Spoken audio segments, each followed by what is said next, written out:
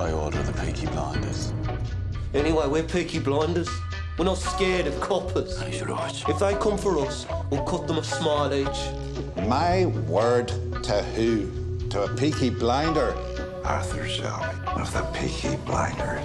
Thomas, you're a bookmaker, a robber, a fighting man. You're not a fool. Did you know they were going to do it before they did it? Because that's someone who's in charge, isn't it? And who knows before it happens.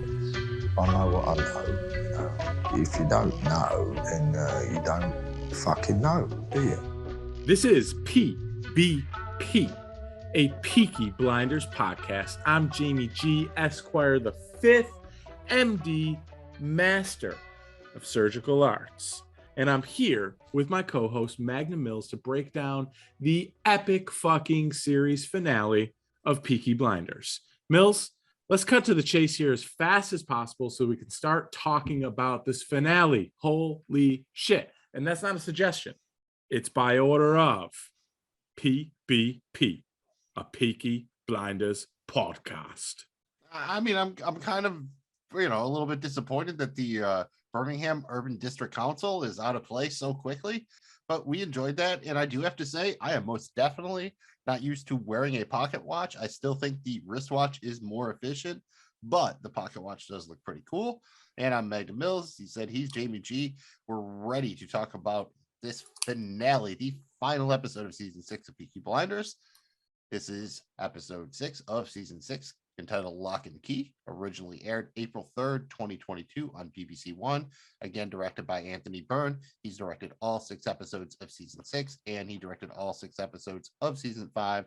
You have to think when they make the movie, he's probably the lead dog to be the director, and as usual, written by creator, showrunner Stephen Knight. And a reminder here, we will be spoiling all episodes of Peaky Blinders and most of the major media interviews and whatnot that the cast and creators have done after the show. No, set leaks, spoiler leaks, or I don't know if any of that exists or not. We're doing none of that, but whatever people have said basically as the show ended to major media outlets is in play. Magnum Mills, let's dive right into the recap, baby. We open up here in prison where we see Michael finally get released. Michael tells the men who pick him up that he wants to see his wife. The men don't seem to care for Michael, but Michael doesn't seem to care. We open with Mozart's Requiem in D minor K 626, which is quite different than any other opening song that Peaky has gone with. And I think it's interesting that Michael gets the cold open, not Tommy, maybe a little foreshadowing there. And we get to see Lizzie, and she's heartbroken by the revelation that Tommy slept with Diana. I mean, Magnum Mills, that's a tough pill to swallow, bro. The thought that Tommy slept with that woman so close to the death of Ruby is too much for Lizzie. I think Lizzie even says, the smell of your daughter being burnt was still on your clothes and you slept with that woman. I mean, that's tough, bro. On top of that, Tommy tells Lizzie that he needs to go away to Canada. Lizzie tells Tommy that her rings are gone too and that she's packed her things. Wild couple of opening notes here, Magnum Mills. And again, the Mozart, the Requiem in D minor, very famous. You've heard it in a lot of other things. I think off the top of my head, it's what's playing when Robert De Niro's character, Ace Rothstein, gets blown up in Casino. A little bit of spoiler alert for Casino. And dude, just sad. This is the only Lizzie scene we get for the entire episode. Obviously, again, actress great as always. And you had to know, right? When the way she walked out of, like when she first said, oh, I had her things packed, for a second, I'm like, what, to go with to Tommy? Like, is she forcing her way to go to Canada? And then I, snap back to reality and realized that, yeah, dude, this is kind of, I don't know, man. I'm really, we're going to do it in the next scene, how she, after she stays here, she says goodbye to Ruby, and then they go to say goodbye to Charlie. I think Tommy is honestly trying to do the right thing, but we see just how bad he is at, connecting with her. And especially we see it later when Arthur asks him, like, did you tell Lizzie? And he just can't or won't do it. Yeah, it's really tough. And I think part of it too, the development of Tommy over the course of the season in season 6, he's self-aware of this a little bit.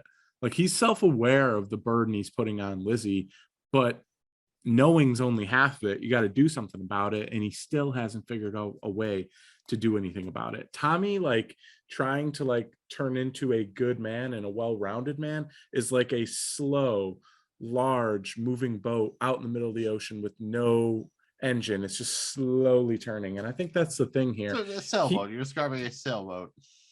A little wind here. Can we get a little wind? But yeah, I mean, that's tough. I will say, as cool as Requiem in D minor is, dude, I missed Red Right Hand. Yeah, we did not get enough of that this season, as far as I'm concerned. I thought one thing that was interesting too is when we see Tommy in there with Lizzie in that scene, he's kind of like half dressed down. He's lost the jacket, but he's still got the vest, but he's got his sleeves rolled up. I didn't watch, but I think we see him in the final scene. We said we're spoiling everything, where he's wearing now no jacket with the vest and an open collar, no tie. I'm curious if throughout the episode, Tommy gradually starts to lose just a little bit of layer here, a tie here. It's like, again, then he loses his watches, his rings, that kind of thing. I think they're probably trying to say something thematically here. Yeah, good call on that, Magnum Mills. There is a boatload of deeper meaning shit in this episode. I will say that I did not miss Michael's mustache. I still think it's incredible douchey, but I like Michael as a character. I really liked him when they brought him in. This is our final showdown, or at least it seemed like it as the thing opens up here. And I just, Lizzie, one thing back to her really quick, she had a quote that I thought was just so powerful when she looked at Tommy and she said, "You are cursed, Tommy. Never to understand the limits that other people will accept, never to be allowed in where everybody else is, a curse never to be lifted." And man, I mean, that's really telling. And I think that she's right. Right? Because he wants to have no limitations, but the fact that he has no limitations will exclude him from other people. Yeah. Because some people, that's too much for them. And yes. Tommy Shelby, I mean, you can see how he is, and I think he's even kind of realized that he is a little bit, too much and not enough at the same time. When you see in the next scene where Charlie talks about, well, he's never here. He's everything and nothing all at the same time. And he does feel a bit like he's cursed. You can't really say that he's, real or not. It does feel from a viewer standpoint that, yeah, dude, Tommy Shelby's trying, but he can't seem to, no matter what, even when he succeeds, even when he wins, he loses. And I think as much as I think that Lizzie was super upset that Tommy slept with Diana, I mean, that's out of all the chicks to bang in Burning Man, I mean, he's banging freaking, that's a tough one for her. But I think it was a culmination of all this shit. She just reached her boiling point, bro. She knew that he probably had to, but she didn't care. It was like, she's that woman.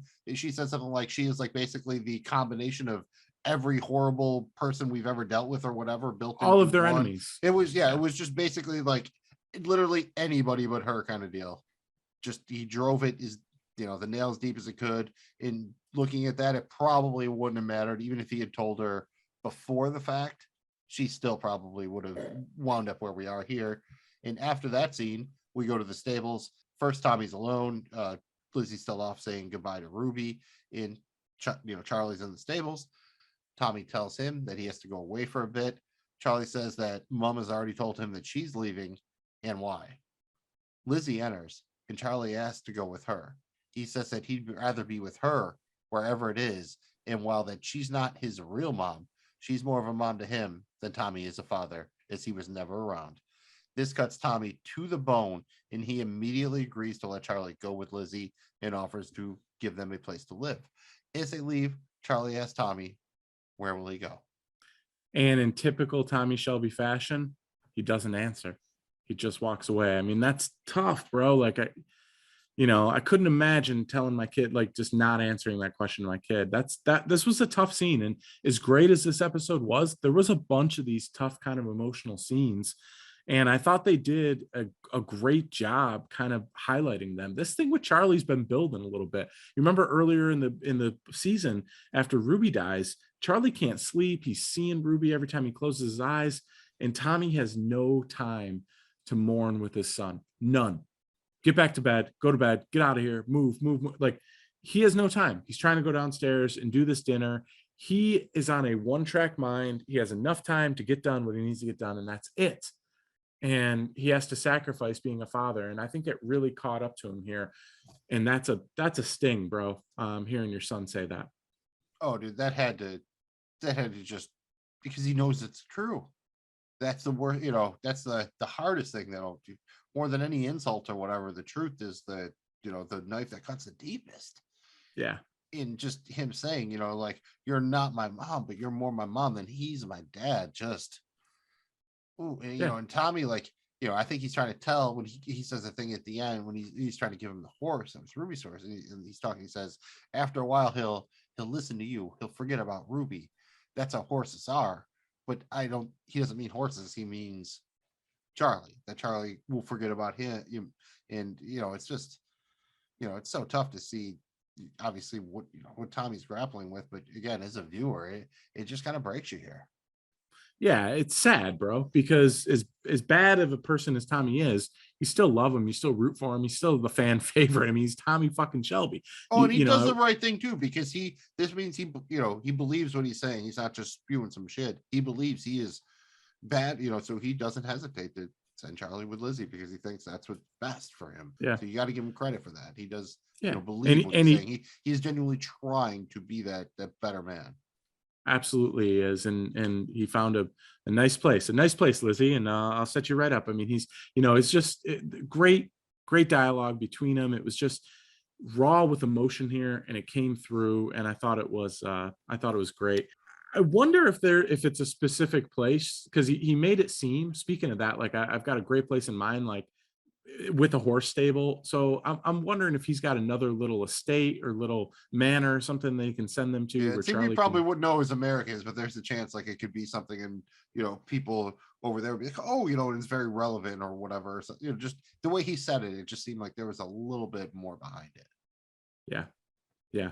Well, certainly one of many emotional scenes, Magnum Mills. After that, we're at the Peaky Blinders Armory. We see Charlie give Duke the lay of the land. He says that Tommy said it's time that Duke joins the family, and that'll be a general someday. Charlie then asks him what weapons he's used and what he's killed.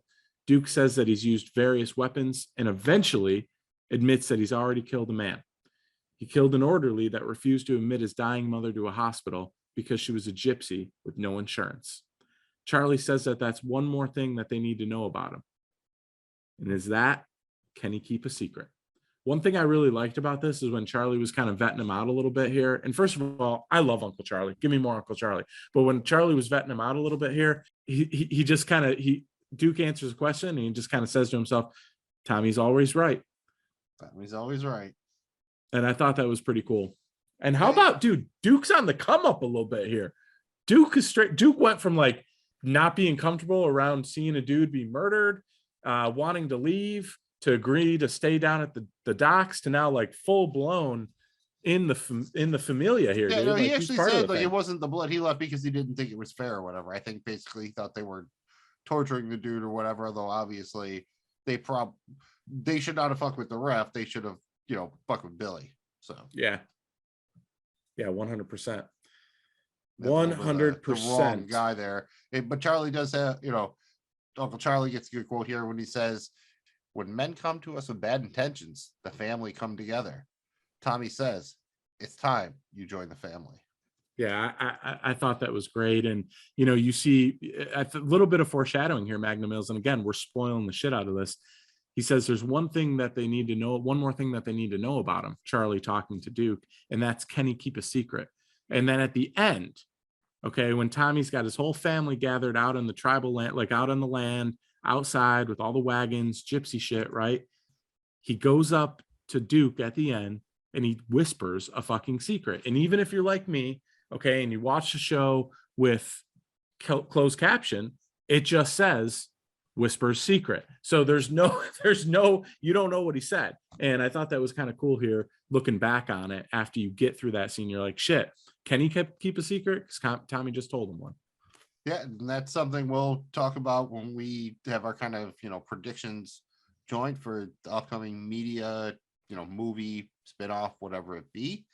And before we move on to the next scene, I do want to say Duke he'll get a couple of shout outs on his quotes of the episode, but here was a good one when he was talking about, his mother dying and whatnot, and he said, "She never saw the sunrise, nor did the man that denied her." And you kind of, it had a little gravitas, dude. I got to give it up to the actor who played Duke, and I actually really like the Uncle Charlie Duke combo here. I would, if that was kind of a spin-off thing, if they're both in there, I'm down for that. And I do have to say, as a Parks and Rec fan, every time I go to write Duke Shelby, I want to write Duke Silver. So shout out Duke Silver. Yeah, I thought the actor Duke, this is 2 episodes in a row where he's really impressed me. And I started to, like last week we saw it in episode 5 where he holds his own down at the shipyard with Tommy. I mean, that's a big deal to be able to hold your own in a critical scene with Cillian Murphy and be able to do it like that. And then this week, he's really stepped into, he got more scenes than a lot of people. And so I like what they're doing with Duke. Tommy puts an awful lot of faith in Duke. And I think it's that's going to be something that will, obviously we'll talk about as this universe of Peaky Blinders spirals on. Magnum Mills, anything about this scene that you want to note here before we move on to the next scene? Just that, in the Game of Thrones universe, back when everyone, had to have their house words, the Shelby house words could very well be, "Can you keep a secret?" After this scene, we go back to Tommy's office where you see Arthur kind of like laying on the couch doing something. And then he confronts Tommy. Arthur has his x-rays, his medical reports, all that. Tommy admits to the tuberculoma and says that he has enough time left to accomplish what he needs to. Arthur is incredibly sad, and he shifts quickly from sadness to anger. Tommy, and he's really mad that Tommy doesn't appear to be sad and that he's not fighting. When it becomes apparent that Tommy hasn't told Lizzie about his condition, and Tommy thinks that his only value to others is money, Arthur approaches Tommy and they get into a little bit of a scuffle. Tommy manages to best Arthur and tells him enough. Now that Arthur knows, he has to tell no one else until he is gone. Tommy presents Arthur with plans for his funeral, and Arthur tells him, "Fuck you and your fucking plans," in his cool Arthur voice. Arthur then offers a toast to the portrait of John before finally breaking down. Tommy approaches him, and they embrace in a full-on bear hug that Arthur does seem to be into more than Tommy, but Tommy, to his credit, survives this bear hug. Tommy finally tells Arthur to pull himself together, and they depart. Yeah, dude, this scene was another emotional scene, man. I mean, this one tugged at the heartstring a little bit and made you want to kind of crack a little bit of a tear, just being a brother, being somebody who loves another person, and to have them just be so callous about the reality that they're dying and not telling people and just not even caring about it and not giving it any attention whatsoever, when the other person who cares about you and loves you needs that, and you just can't. I felt for Arthur here, bro. Like this was, I don't know if Arthur can take that news. And then again, we see it later in the episode when Tommy's saying his goodbyes, and Arthur had to go down to the river because he wasn't good at goodbyes, and basically told Linda to tell Tommy that where you're going, I'll be there soon. They've talked about being dead already or whatever, but this is, to quote Bad Boys, more or less, shit just got real. It's one thing to going out and doing something that you might die doing. It's another thing to have a silent killer, like you already have your death sentence. You just have a vague idea of when it's going to come down. And I'm sure Arthur deep down probably understands that Tommy doesn't want everyone to see him if he really is basically just a handicapped or an invalid or whatever it is. Like, he doesn't want that to be the lasting memory people have of him. I think Arthur would understand that, but in this moment, it also seems like Tommy is just giving up, kind of. But Tommy's also pissed off because he won't tell anybody, so everyone's mad at him. He's trying to do all the best things for them, and everyone's mad at him, and that's killing him. But it's only because he's not telling them what's wrong. Yeah, it's tough. I mean, you're right. I mean, I think Tommy said something like, he doesn't want anyone who may or may not love him to have to see him crawl, see him grow insane and helpless. And he says it would be a cruelty to me and to them.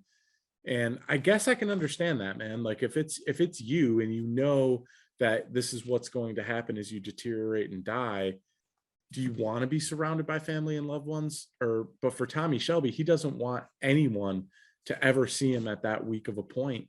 And so he's protecting against it. And it's just easier for, I think, him to process, to not tell anyone and have them, by the time everyone finds out, he's already gone.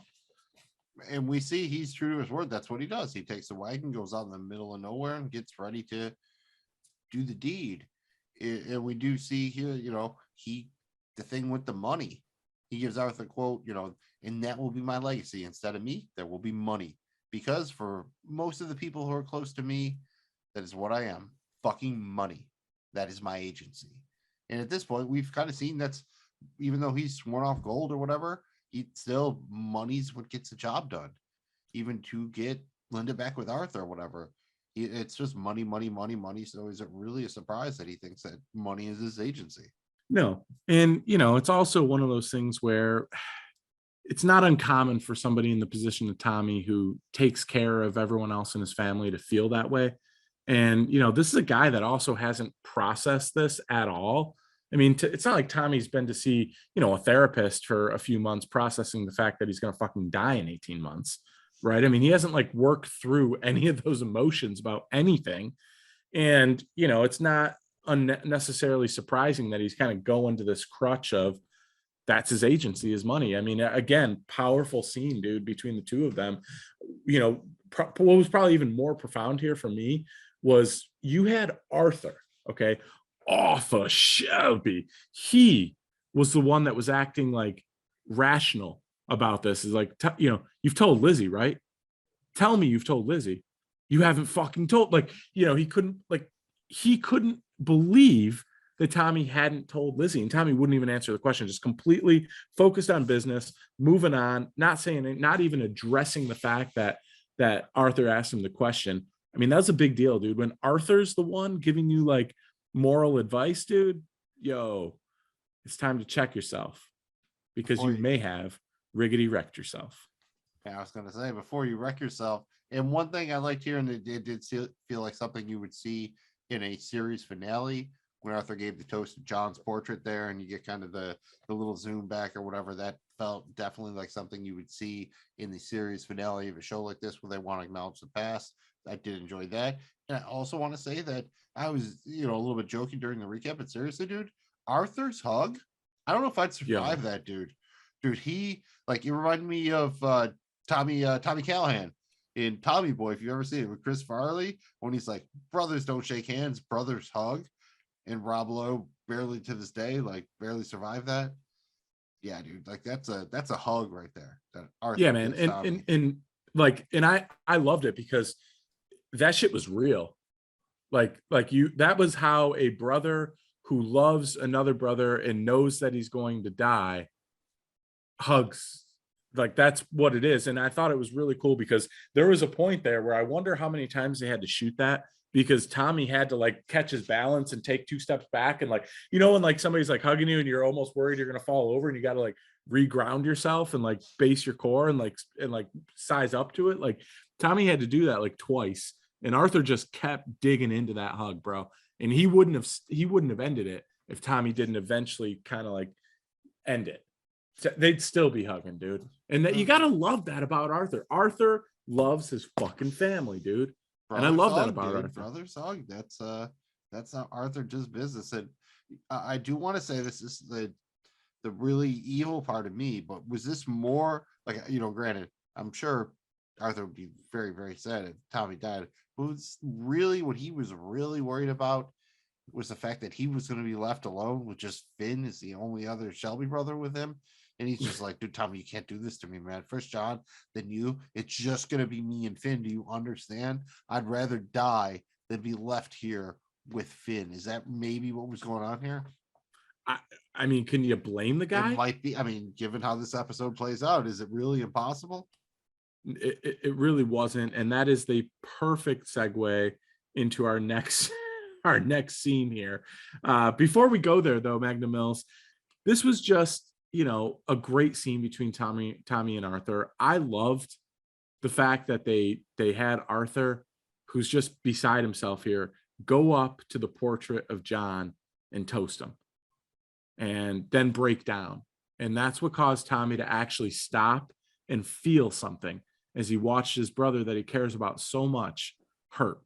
That was, and I love before he did that, he's like, yeah, that time I did let you fucking win, and that was a little bit of a callback to the previous when they were down episode. in the wine cellar there, yeah.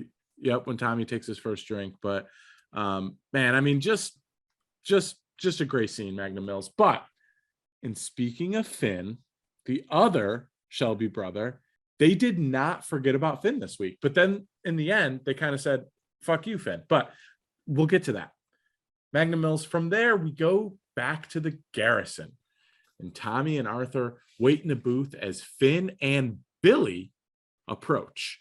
Arthur goes to pour drinks for the group, but Finn declines, saying that Mary doesn't allow him to drink before 6 p.m.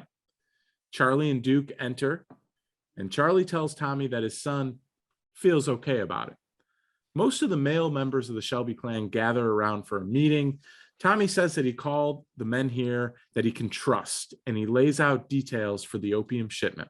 Tommy tells that he has a job for all of them. They're all to go to the Arrow House. He's moving for good. And there are many things that he needs them to move, including bodies that are buried in the land. He offers the contents of his wine cellar as payment, and he asks Duke if he's ready. Finn senses that he's being talked around, but nobody seems to pay him any mind, as usual. Billy pumps Tommy for details, which Tommy provides. Arthur says that while they're working, he'll be at the garrison celebrating his wedding anniversary. Tommy reminds Finn that he's a Shelby first and implores him to have a whiskey in a very, very cool way. Also, one thing that they did here, Magnum Mills, that was pretty cool is they started speaking in Romani, and Finn doesn't know Romani, but picked up certain languages. And again, just kind of another way to kind of push Finn to the outside with Billy. Well, I think it also shows Tommy's dissatisfaction for Finn and why he would favor Duke. He even says literally like, oh, Finn never bothered to learn. Yeah. He's even like, what Finn thinks he knows, even the word he thinks he knows, is like, he doesn't even really translate it correctly. And we kind of just see that Finn is kind of maybe the worst, man. We didn't pick up on it, but it seems based on the way Tommy treats him here, like not pretending he doesn't know Finn's wife's name. Tommy Shelby knows like the name of some dude who cleaned his shirt like 20 years ago. That's Tommy Shelby. Like, he definitely remembers Finn's wife's name. He is just sunning the shit out of him on purpose. It definitely works here. I didn't think Finn was kind of this far gone, so to speak. Yeah. And you gotta love Tommy's quote here at the end when he's telling Finn exactly what it means to be a Shelby and basically telling him to have a drink. And that's, he comes up and he says, please explain to Mary that you're a Shelby. It says it here on the back of your watch. Have a look. Shelby. Yes, it does. This means that you own the watch. The watch doesn't own you. The clock strikes 6 when you fucking tell it to. Have a whiskey. Awesome quote in an episode just filled with incredible quotes from all different types of characters. That's got to be high up on their list for Tommy. Tommy's just so cool, dude. He's just so cool. Yeah, and again, this is a scene where it's a little bit like maybe the meeting in a heist movie or something like that, where obviously Tommy kind of knows what's going on. Arthur knows what's going on. When Duke walks in, he knows what's going on. Uncle Charlie knows what's going on. So it seems like some of the guys are kind of in on it and some aren't. But you could definitely see, like, when Duke comes in and sits down, Finn gives him the fucking stank eye, which Charlie will kind of give Finn, or give to Duke, later in the episode. So Duke, while he definitely proves himself here, is still going to, not everyone is just going to welcome him with open arms to the family, I think. One thing, Magnum Mills, that I'll just point out is Arthur's sharp as a whistle here, dude. He is sharper than a tack. Like, he is back, and I mean all the way back, baby. He's just reading the paper. He knows what's going on. He just processed huge fucking critical information about his brother Tommy getting ready to die. I mean, dude is back in the game, and he's pinnacle. Like, he's at top of his game, Arthur, and that's where I love him. That's where I love him. Yeah, I mean, it's a scene where you got a lot of small things going on. Like when Billy comes in, I think, Finn says something like, oh, y'all want Billy? And Tommy's like, oh, yes, we want Billy. And then when Billy sits down, Arthur grabs him again. And you see Arthur's strong and like he's actively like hurt. You all know that dude. Like, if you better get someone who's just very like, I'm going to like alpha male the shit out of you when I meet you and just fucking manhandle you. And that's what Arthur is definitely asserting dominance here.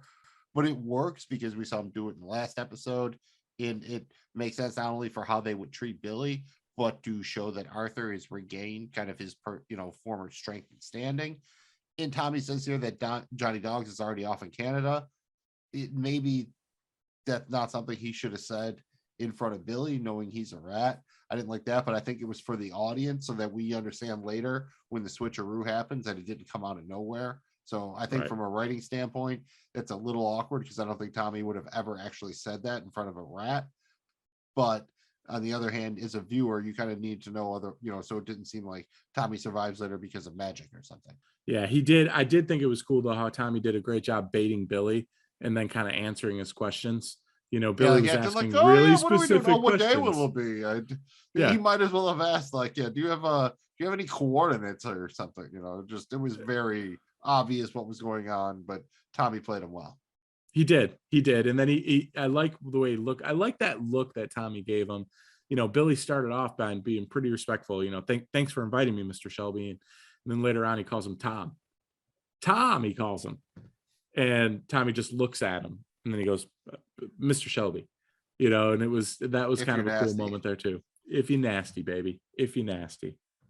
And we pretty much after, Tommy basically puts Finn in his place, takes off, Finn pounds his whiskey, scene ends. And we go to Gina's apartment in Boston. We've been before. It's definitely the most unique set basically we've ever seen on the show. It's almost completely different than anything we ever see in terms of just the space and the lighting and the color palette and everything. And Michael apparently just got back home from jail. They finished doing the deed while basically wearing all their clothes. Shout out Michael. He did his he didn't skip ab day. He's got his shirt off here. And Gina asked him, do you want a drink? Michael declines, says that he wants to keep a clean head till this thing is done. The phone starts ringing. Michael says, like, oh, don't get it. But Gina, knows they got some shit going on, so she answers the phone. It turns out it's from their informant inside the Peaky Blinders. She tells Michael that they know where Arthur will be and he has to die. She also says that they're going to have to kill Tommy's son, Charlie, and his illegitimate son, Duke, as well. Michael refuses to agree to this, stating, only Arthur. Gina tells Michael that they've arranged for the IRA to kill Arthur and that Michael will become the king the same way that Tommy did, with bullets and blades. Yeah, and this, we've kind of said it all along here. Poor Michael, dude's got no hand. I mean, he's been manipulated and played by Gina, and you see it here to the 10th degree. I mean, at a certain point, Michael's trying to stay true to the no kids, no wives thing, but she straight up looks at him, Michael, baby, it's all been decided. Basically, what she's saying is, you have no say in this. And like, if you don't do this, then you might be in trouble. Like, I really feel like we saw her also, go to bed with Mosley. And I think she basically considers Michael, married or not, the same kind of thing. He's just a conquest that she's trying to use towards a certain end. And Michael just doesn't realize that. And to his credit, he is mostly a Shelby throughout this scene. He doesn't want to, he finally agrees to Arthur, didn't even want to do that. He insists on no kids and children. And even when, they're talking about Gina wants to do a drive-by. She's like, oh, is that the Shelby table, the table by the window? And Michael, just without thinking, says every table is a Shelby table. There is, he is actually a Shelby, I think, as much as I might want to knock him for coming in late and kind of going down the route he went. But he did, when he was a Shelby, he really believed in being it. And so I think, for better or worse, he thinks what he's doing is just. It's just, he doesn't realize that Tommy Shelby's a star of Peaky Blinders, not Michael. Yeah, not Michael. I mean, Michael, I love that line, every table's a Shelby table, because it is. Yep, that's a t-shirt line right there. That is a they t-shirt literally line. Yeah. They own everything. I got to say, I'm a little bit bummed out, dude. I mean, Michael's been in jail the entire season. You would think that Gina would at least have some lingerie, something for him. Just seemed like a really basic, like, we've been married 32 for years. a lot of money, and she has like one anniversary sex. Like, well, dude, it's like, it's very nice, and she looks Anna Taylor-Joy, whatever, looks very excellent, and it just. I'm sad for Michael. Come on, he still had a belt on, for Christ's sakes. This is like coming home from prison sex. this should be better than like birthday sex and She did in bad. theory anniversary sex. Like this should be like the pinnacle of sex. And I just felt like that didn't work for him, you know. And she's supposed to be a little freak working her way through Europe. It just didn't seem like it I think transpired Michael's here. business to her. I think it's really business. I don't. Yeah, I mean, maybe she attracted him or whatever, sure, but I don't think she actually like is like end game husband for her or anything like that. She's just, you know, he's a stepping stone for her. No, I agree with that 100%. You know, it's weird here, being that it is Peaky Blinders, that we've got multiple characters refusing drinks at times. There's got to be some sort of message here the show's trying to say, right, Magnum Mills? Or am I reading too much into this? They're definitely, you know, because we start out with the season with Tommy, and then we even go back to the same bar in the end, and he has the whiskey at the bar, and then we see Michael at the same bar. Here he doesn't want to drink, but he goes to that bar with Tommy, and we see him pounding whiskey again before Tommy gets there, and even as Tommy's about to blow up. There's something, and when Duke doesn't drink, and Finn's not going to drink before 6, but then Tommy yells at him and he does. It feels like they're trying to say something. I'm not smart enough to pick up exactly what the message is. It's not really like drinking's bad. It's something to, I think, do with self-discipline or what your limitations or something like that. It's kind of a muddled message to me. I understand they're trying to put something down, but I'm not quite, you know, it's like I'm listening to Jimmy, but I can't hear Jimmy. Yeah, you can't hear Jimmy, dude. I mean, you can listen. I know that they're playing Jimmy, but I'm not hearing Jimmy. It's a white man can't jump reference, but that's genuinely how I'm expressing my thoughts there. Yeah, and I will say that, you know, I almost in a way feel bad for Michael and his little mustache, because he has zero hand. He has zero hand, and he doesn't realize, like, some way, somehow, like he thinks he's wearing the pants in this relationship, in this thing, and he's not at all. I think he starts to realize it here a little bit. Like, I think it's starting to dawn on him, and you see it, I think, as he gets kind of progressively more nervous as the episode goes on, that like, yeah, maybe he didn't play this out correctly. Right. He might have went on the wrong team here. And all in all, Magnum Mills, I will say this is probably, it's not a bad scene, but it may be the kind of the weakest scene out of all, right? I mean, I understand why they did it, but it's probably, out of all the scenes in this one, this might be the worst one of, and that's saying something, because they're all great. It's the one you could edit out and the episode would still work for the most part. Or you could pretty easily cut it down to just a little post-coital 90-second yada yada yada advance the plot kind of thing. Nothing really gets advanced here. It's mostly character development for Michael, which makes it, unfortunately, one of those scenes that tend to get added into a show when someone's going to die. So you want to give them added depth beforehand. So this seems like a scene that's supposed to make us sympathize more with Michael, with him saying, you know, no women, no children, being reluctant on Arthur. You know, I think it's a pretty typical thing, but still, I think all the actors involved do a good job with it. Again, very cool looking scene. Definitely a different look than Peaky usually goes for. And speaking of a little different look, we go back to the House of Parliament, and they're on basically the floor, and Tommy's sitting on a bench, and Diana arrives to meet with him, and Tommy's trying to talk about his housing bill, which he obviously really cares about. It keeps coming up throughout the episode, but Diana just wants to fuck. He gives her a list that he's compiled of families that are facing foreclosure. These are generally big name families. He's helped to steal some of this information. And Diana asks if he's upset that Lizzie has left him. Tommy says that he is not upset that his wife left him, and that if she wants to fuck, he'll fuck.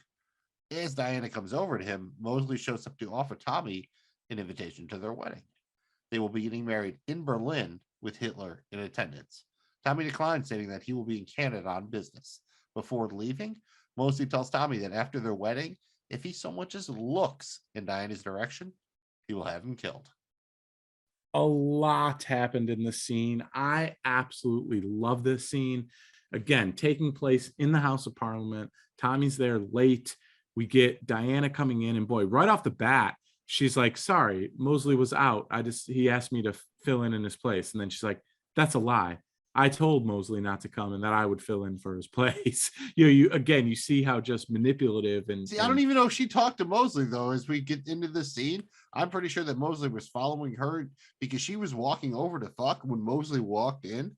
I don't think she knew that he was there. I think he's following her. So I think that they have their own really fucked up dynamic going on. Well, and she had a strange smirk on her face as he said that, like Maybe almost she like knew that he was following. It's like a three-level thing here. Yeah, maybe, at first, maybe, she's thinking maybe I can get either a cuck situation or maybe I can get a threesome going, or maybe that's a slight turn on that he's willing to kill somebody. I just don't think she cares. I don't think she cares like that about Mosley. I think she, he's just a tool for her. Again, I think she is really, for what it's worth, she has a hand, or she's the alpha, or she's the top dog in that relationship. And that's why I thought it was funny when you see Mosley threatening to have Tommy killed. I was kind of surprised Tommy didn't just laugh or like be, maybe it's just how good Tommy Shelby is. He's trying to make Mosley feel good. Be like, yeah, you'll kill me, dude. Yeah, you got that, man. You got me. You'll kill me. Yeah, he's giving him letting that chest puff out. Magnum Mills, we do see, and we called this, we kind of, I think we had a bet going on, a prop bet going on this, but we get Hitler, right? We get a reference to Adolf Hitler. Yeah. We get the mention, and then later on in the episode, as we'll talk about, we get the visual. So very cool. I hope that again, this is not a podcast to talk about what's going to happen next in the Peaky universe, but I hope that we get more of that, and they follow a little bit of history here with World War II. I gotta say, bro, Tommy's quote after he goes through all that stuff, telling Diana that he doesn't want to, that he doesn't mind, he's not upset that Lizzie left him, and he gets to all of it, and at the end he's like, and yeah, if you want to fuck, I'll fuck, but you have to cross the floor because I refuse to fuck on the Tory benches. That was just, I know it's funny. I don't know why it's funny, but I laughed. Well, and just the way he said it was awesome. Yeah, it's a joke. It's like, yeah, but and I know that Tories are, yes, a political faction in the UK and whatnot. Just I mean, we're Americans, we're done and stupid America and whatnot, and it'd be like Mitch beer and yeah, it'd be like Chuck Schumer not wanting to fucking on, it's I think Mitch McConnell's aisle or whatever. And she also gives a good line when she asked to do it originally. She's like, well, it's not like we'd be the first. Implying just how much is caught up in corruption and politics and everything like that. And it's literally like, I guess in some level there has to be some symbolism, like, will Tommy fuck a literal fascist in the heart of democracy, kind of. Yeah. Or at least democracy. You're spot on, dude. One thing that was somewhat surprising here, and I guess looking back at episode 5, you saw a little bit of jealousy in Mosley's face with when they come to the house and Diana basically admits to Lizzie that she slept with Tommy, and it was as if Mosley knew. I kind of thought that, well, he did know because he was sitting there, but I kind of thought that they had an open relationship. So I guess I really, because you've seen Mosley, like Mosley bangs other chicks. Mosley wants to kid himself that Diana will remain faithful while he's still out there begging Gina and whatnot. Right. They're both equally hypocritical here. Let's be honest. When they went to the wedding back in the day, we saw it in Game of Thrones before. It was something they call prima nocta. It's like the king's right. In theory, on the wedding night, the king can have his way with the bride one time before the groom does. Dude, Diana would be all about banging Hitler, right? Like, she would be way, like, if she banged Hitler, it's over, right? Like, the wedding's off. Like, she's just like, nope. Oh, she's gonna be pregnant. I mean, she's she'll find a way, dude, to get that old keeper. I was surprised here a little bit by Mosley's jealousy, and just maybe it sets up a little bit of a that type of feud heading into the next thing. Yeah, I have to think that we didn't really see Mosley the villains for the movie, or somehow like because we never really got to see.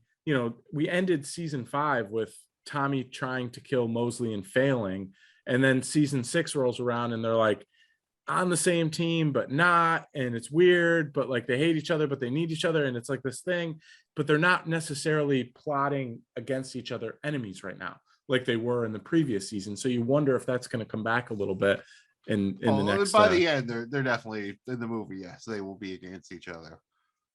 Like, we're not really doing that now, but I would say my early prediction would be that somehow Tommy winds up having to re-team with like Jack and the IRA to fight like the fascist element or whatever. Is this going to be a thing with Diana where like anytime Tommy needs something done politically, she's like, fine, I'll support you. I don't want to know anything about it. Just fuck me. Like, it just seems like now 2 for 2 with this, right? Like, he needed something for on the Guinness family side, and she's, and now this. Money is his agency, so Tommy has to be like, well, how long does it take me to have sex? How much money can I make off of this? He does the math. Probably it's in his interest to just, get her done. And, paraphrase Larry the Cable Guy. Get her done. You mostly had to hear him say, and if you want to fuck, yeah, I'll fuck. Oh, I bet like Mosley's he was standing right. Mosley's having her followed definitely at this point and everything. Like, they have a completely unhealthy relationship, 100%. Yeah. No diggity, no doubt. No diggity, no doubt. Yeah, that's gonna end in like murder suicide or something. Like, it's that marriage is going to end super tragically.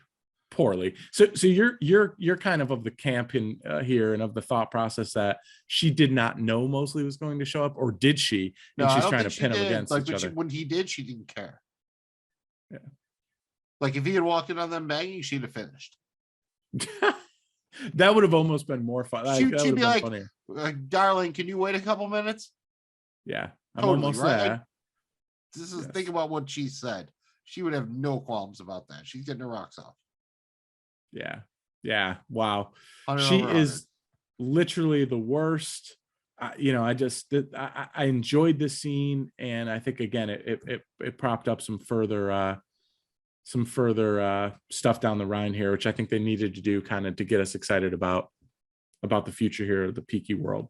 From here, Magnum Mills, we've got 3 major scenes with the show cuts back and forth between. You've got the confrontation between Tommy and Michael in Canada, the shootout at the Garrison, and the showdown at Arrow House.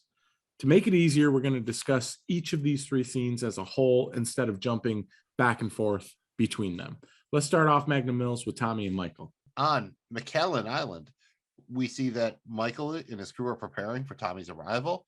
They plan to assassinate him with a bomb placed in a satchel, very similar to the one that we saw Tommy use in the previous episode. Despite decline to drink with Gina, we see Michael knocking back the whiskey while they wait for Tommy at the bar, which is the bar we saw in the season premiere.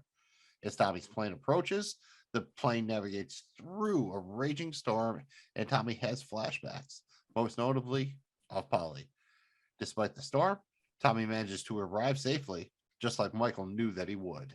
And as Tommy's plane lands, one of Michael's henchmen retrieves a satchel bomb, brings it inside the bar, and Michael, being the brave man that he is, offers to be the one to activate and place the bomb. So he places it in the boot of the car that Tommy will be in. His crew seems very unimpressed with his chosen method of execution, but Michael is unmoved. He's going all in on that thing, man. From there, we see Tommy arrive at the bar and immediately greets Michael. Tommy has a drink, and they get down to business. Tommy will take them where the opium is being stored, and they will give him a banker's draft for $5 million. Michael and Tommy go to the first car when the rest of the gang gets in the car behind it. Michael says that he forgot his cigarettes, and he goes back into the bar to retrieve them. Michael sits down at the bar, pulls out his pistol, pours himself a whiskey. We see Tommy look at his watch, and he sits quietly in the car. The windows of the bar shatter, and the explosion behind Michael, and he goes outside to survey the aftermath. After telling Polly that it's over, outside we see Tommy is okay and that the other car has exploded. Tommy gets the drop on Michael, and he calls for Johnny Dogs. Turns out that Johnny switched the satchel over to the other car on Tommy's orders. Tommy assures him that he's a good man, and he leaves to go watch the fog. Michael gives Tommy the argument he's been making since last season. Tommy tells Michael that he's been seeing Polly in his dreams, but he won't be seeing her anymore. And he shoots Michael dead in the eye, stating, and I quote, "I have no limitations." Tommy goes into the bar, sits down, and we see Alfie Solomon emerge from the back room. We learn that Alfie is recently married and is signing over land to Tommy in exchange for the opium. They enjoy some of their always wonderful banter, and Alfie comments that As someone who has been dead for a number of years, I can only heartily recommend it. Magnum Mills, this was a major, major scene here. And, I got to say, one thing that I thought was pretty cool is when you look down, in a way, it gave it away. Tommy's going to reach for the door to get in. Yeah, under the handle. I wasn't sure what it was. It looked like a little circle and a line. Right. I'm sure it was a symbol for clear, I guess, in a gypsy glyph or something.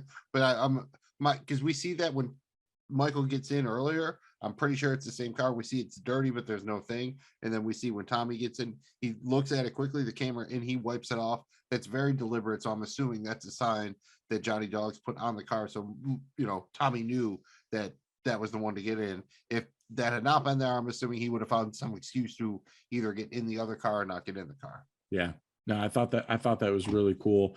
And dude, you got to hand it to Michael here. On one hand, I thought it was a little weird that, the last time we saw Michael, he was literally denying a drink from Gina, and now here he is basically just going all in on the whiskey. But the one thing that I did like was as he's starting to have a little bit of whiskey and his frustration builds around some of his other team, guys there, he looks at him and one of the guys calls him Mickey and he goes, "My name is not Mickey. There is no fucking God, and Tommy will be here." And that was just an awesome, awesome, awesome moment from Michael where he boiled over and he basically just said, "This is what it is."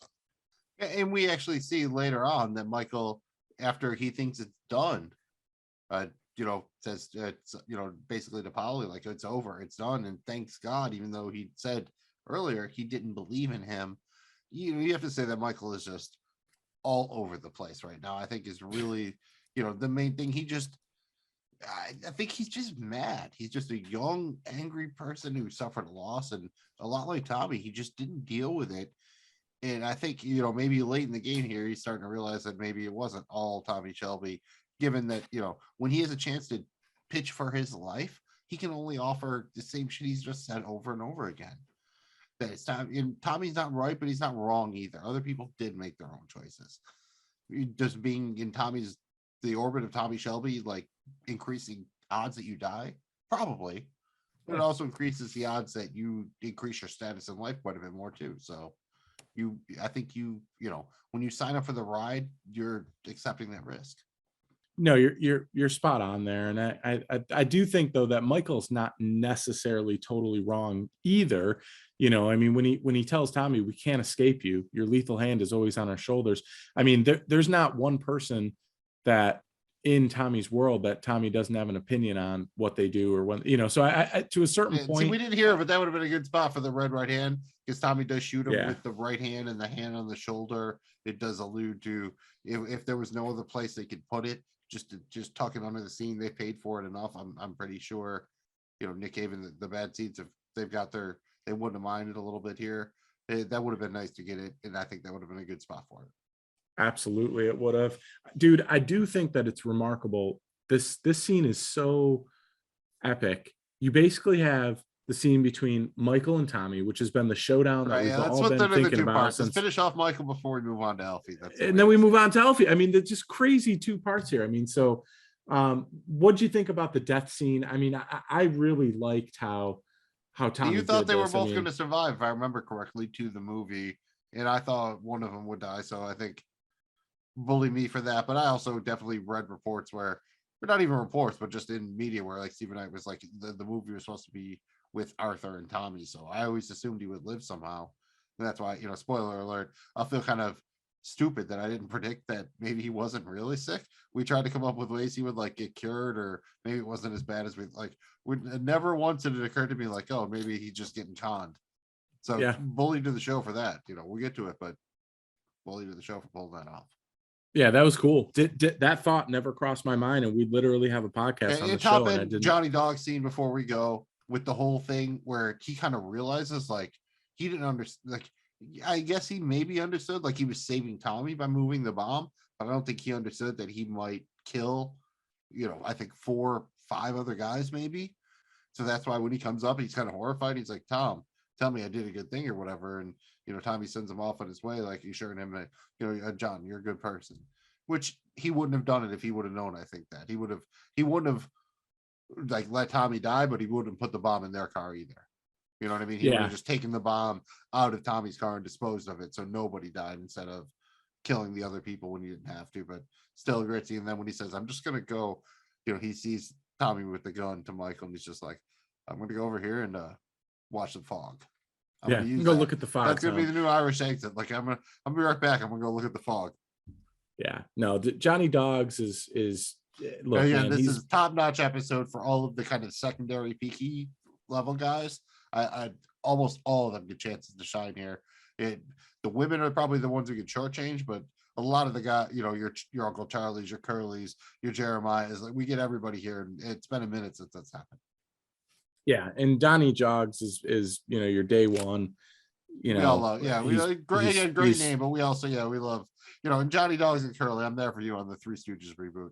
Even just get Charlie into it, get Uncle Charlie into it. He'll be the gruff one. I guess he got to be Larry. It'd be great. And I love that. I love that Johnny just looks at Michael as Tommy's pointing the gun at him. He's like, "Goodbye, Michael." Tommy's like, and Michael's like, "Goodbye, Johnny. You're a good man." And like that's it. And Michael is, again, at that point, is still part of this family. I like how they did the death scene. I was a fan of it. I thought it was very cool how Tommy wanted to hear from Michael. Tell me why.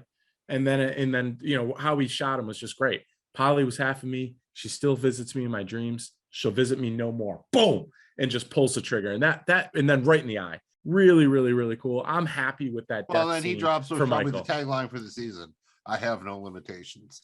I have no limitations. At this point, Tommy thinks he's going to die anyways, but he really feels now like this is it. He's completed the purpose.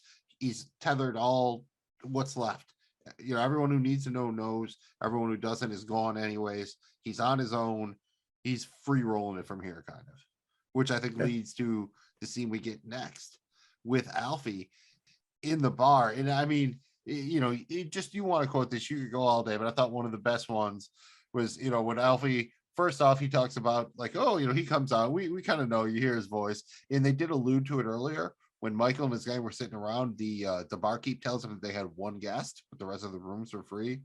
So they set this up pretty nicely. And Alfie talks about watching Michael's soul go up to heaven or whatever, the little cunt. And it's just so good. In the line, when he asked Tommy what happened, whatever, and he's like, justice and housekeeping, long overdue, which kind of feels like the show doing its thing, where, all right, here it is, like, you've been waiting for it.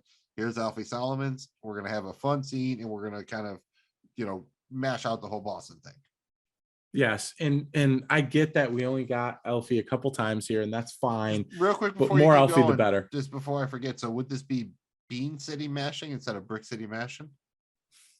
Turn that shit on. Bean City mashing. Right. Yeah, dude. Alfie's just, I mean, this is, I don't know, this could be Tom Hardy's greatest work. Like, he's incredible as Alfie. I wish the spinoff was just all Alfie. Like, if they made a spinoff, I'm hoping that Alfie, part of the reason that they're doing a movie instead of season 7 was because of contracts. They couldn't get Tom Hardy to really do enough episodes. Again, a lot of shows sign people up for 6-season contracts. Hopefully, I'm assuming Stephen Grant will be in the movie. Tom Hardy will be in the movie. Killing Me Softly Murphy will be in the movie. Paul Anderson.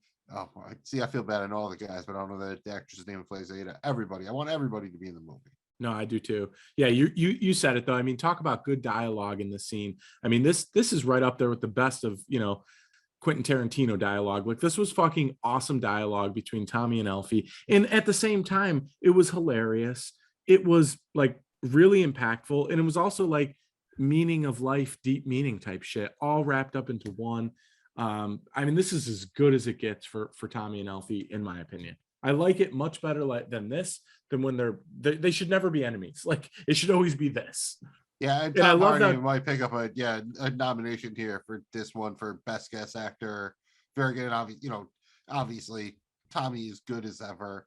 And just because they start talking about death, and isn't it funny that of all the people on the planet, Alfie Solomons is the only one that Tommy Shelby will openly just say what's wrong with him too. Like, he tells him, like, it's like, he admits that, like, why he's dying and everything. He won't say it to anybody else, but he'll say it to Alfie. I think it's fitting, but it's also, I guess, ironic. Yeah. I No, mean, Tommy has puts it that way. He said Arthur, it's just a joke, and he's laughing. I think because Tommy's so sure that he's going to die, he's free rolling it here a little bit. He has nothing to lose. Yep. Or so he thinks. I did love, there's a couple of callbacks here, and I really did like the fact that Tommy acknowledged before he took a drink the guy from the season premiere that he totally was that the guy? that was cool. I thought so, right? That they got in a fight Yes. with or whatever there. Yes. I thought so. When the guy kind of gave him the knowing, and that was the thing too. When they were doing the bomb earlier, the bartender, like you see him in the background, and he's kind of like looking over the shoulder. So they must have given the actor direction to do it, but he doesn't really do anything. Like, I guess what could you do back then? He can't really call the cops, but on the other hand, wouldn't you think he's like pretending nothing is happening? Like he's actively like peeping, but I don't know, it was just kind of, I thought it was kind of funny. I thought the whole idea was kind of comical. Like Michael trying to kill Tommy with the bomb honestly felt a lot like the Coyote trying to kill the Roadrunner with the bomb. I swear to God, that's in a good way. I'm not saying it in a bad way, but that's how it came off to me. Like we never, just like when Tommy flew in with the plane in the storm, we never thought the plane was going to crash, and neither did Michael. That's why I spent a lot of time on it, because we all knew, but it was an opportunity for Tommy to, have the flashbacks or whatever. And shout out Tommy Shelby, like flying through that kind of thing and like strapped to a cargo plane like that back in the day. I've never been like. Well, and I love when he lands. He might be how in was the Avengers. flight? Tommy Shelby could be in the Avengers, maybe. I'm just saying. And Tommy goes, they say it's the future. I'm not so sure. And talking about planes, Yeah. there was a lot of symbolism in this scene, Magnum Mills. I mean, you talked about the storm, right? And given that an opportunity to go through the storm of Tommy's mind and just kind of the chaoticness of what's happening. It's all coming down to this pinnacle scene here. How's this thing going to shake out? Also, the fact that Tommy used the right hand to shoot Michael again, you called that out. That would have been a great time to play red right hand there. And, just in general here, I think this scene stood for more than what it was, and we saw that come to light a little bit when Tommy and Michael, or I'm sorry, when Elfie and Tommy have their scene. Right before we move on, I think the last thing here is that when they're talking, Tommy does talk about crossing a line, and after that he references basically family members who have died, but I mean he didn't kill them directly. My read of the situation was he felt responsible for their deaths because he is cursed or whatever. Is that similar to what you were thinking, or any other thoughts on that? Like when he said he had crossed the line, do you think that's what he had meant, or was there anything else to it? Well, for me, Magnum Mills, I kind of took that as he crossed the line, meaning that he physically killed a family member. Right, when he killed Michael, because that's the first one he says, and then he starts listing off like Polly, John, Ruby, and going through the other family members who he didn't necessarily kill himself. He didn't kill, but he feels that died at his hand, maybe. Whether he meant it or not, his invisible red right hand, if you will. Yeah, because of him. I mean, he's certainly wrapped up in it. Again, lots of shit there. Funny, emotional, suspenseful.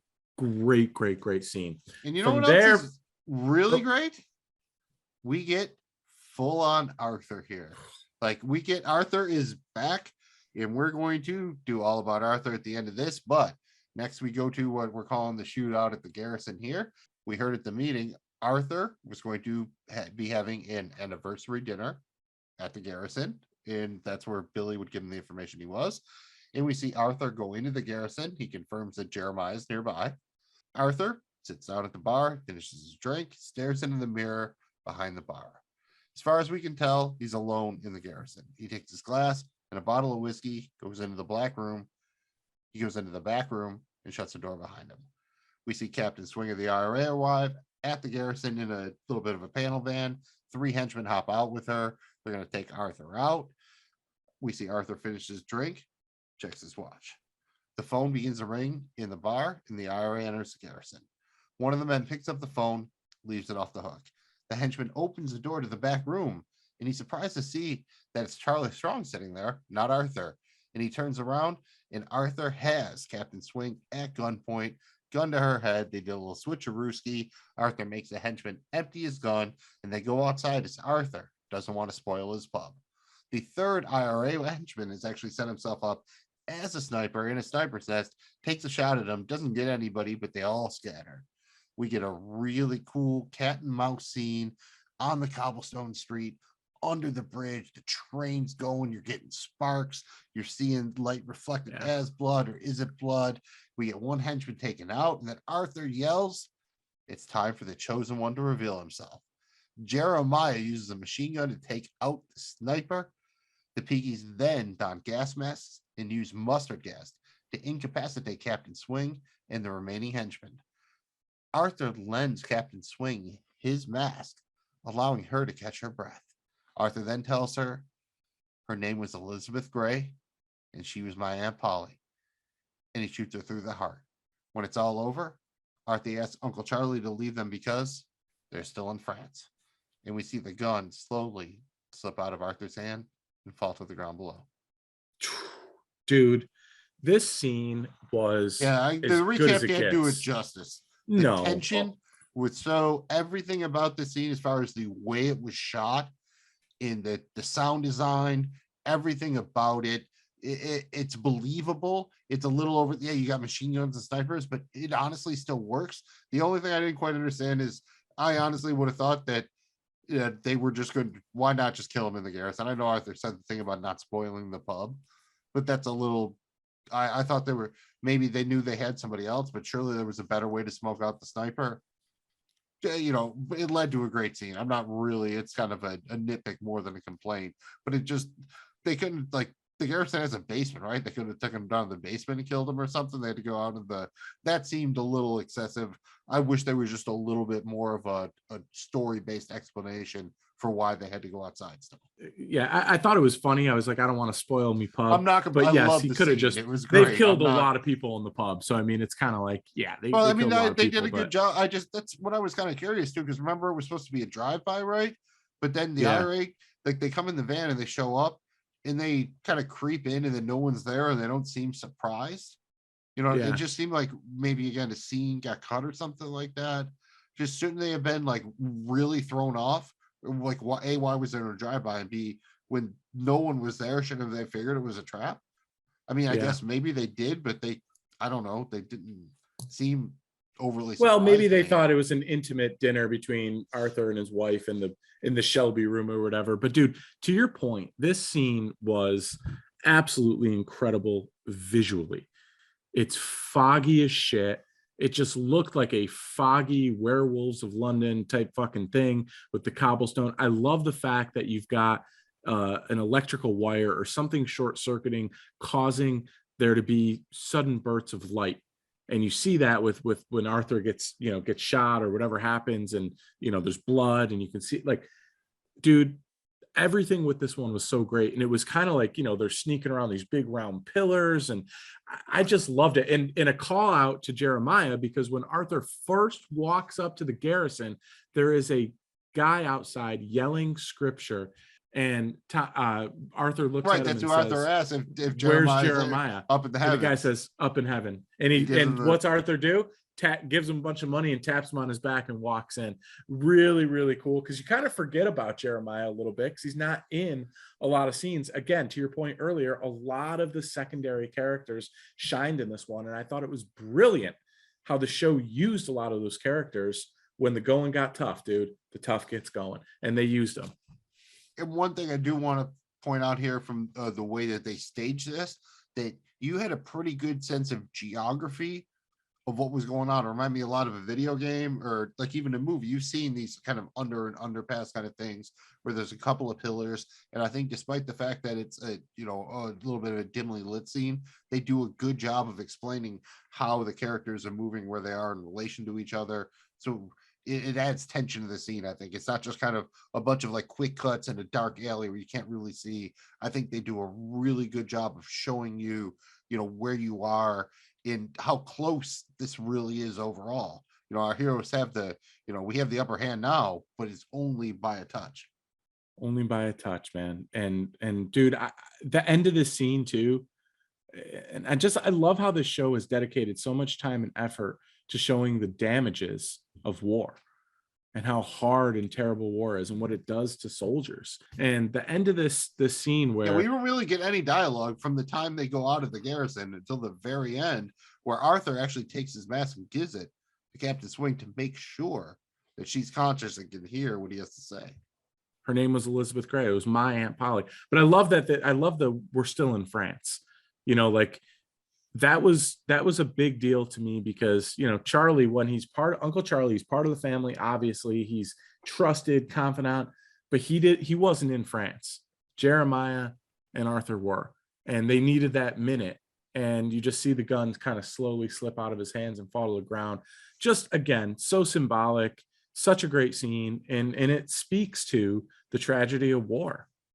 And I think from what I've read, there was a lot of what Stephen Knight wanted to talk about was how a family changed from kind of one war to the other. I think he originally said it was going to end in like 1939.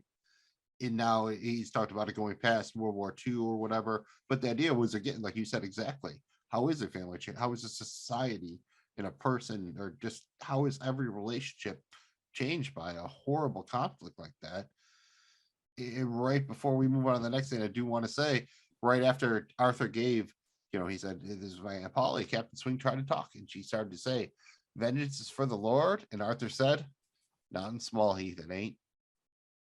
And after he killed her, rest in peace, Paul. So I think Arthur got that closure, but also, like Michael said, they try not to kill women and children. You know, I don't think Arthur has killed a lot of women, despite he's got a big body count. So, you know, this also probably affected him on that level too. Yeah. It was. I was scared for that little kid when they came. Yeah, I thought they were setting up a thing where Arthur was going to get shot. I think that's what they were going for, where one of our heroes would try to save her and get shot because of it or something like that. Again, great job building up the tension. Yeah. And the sound design with the train overhead and the sparks. I really think, you know, this could be nominated for some awards and stuff. I think this is an incredibly well done scene.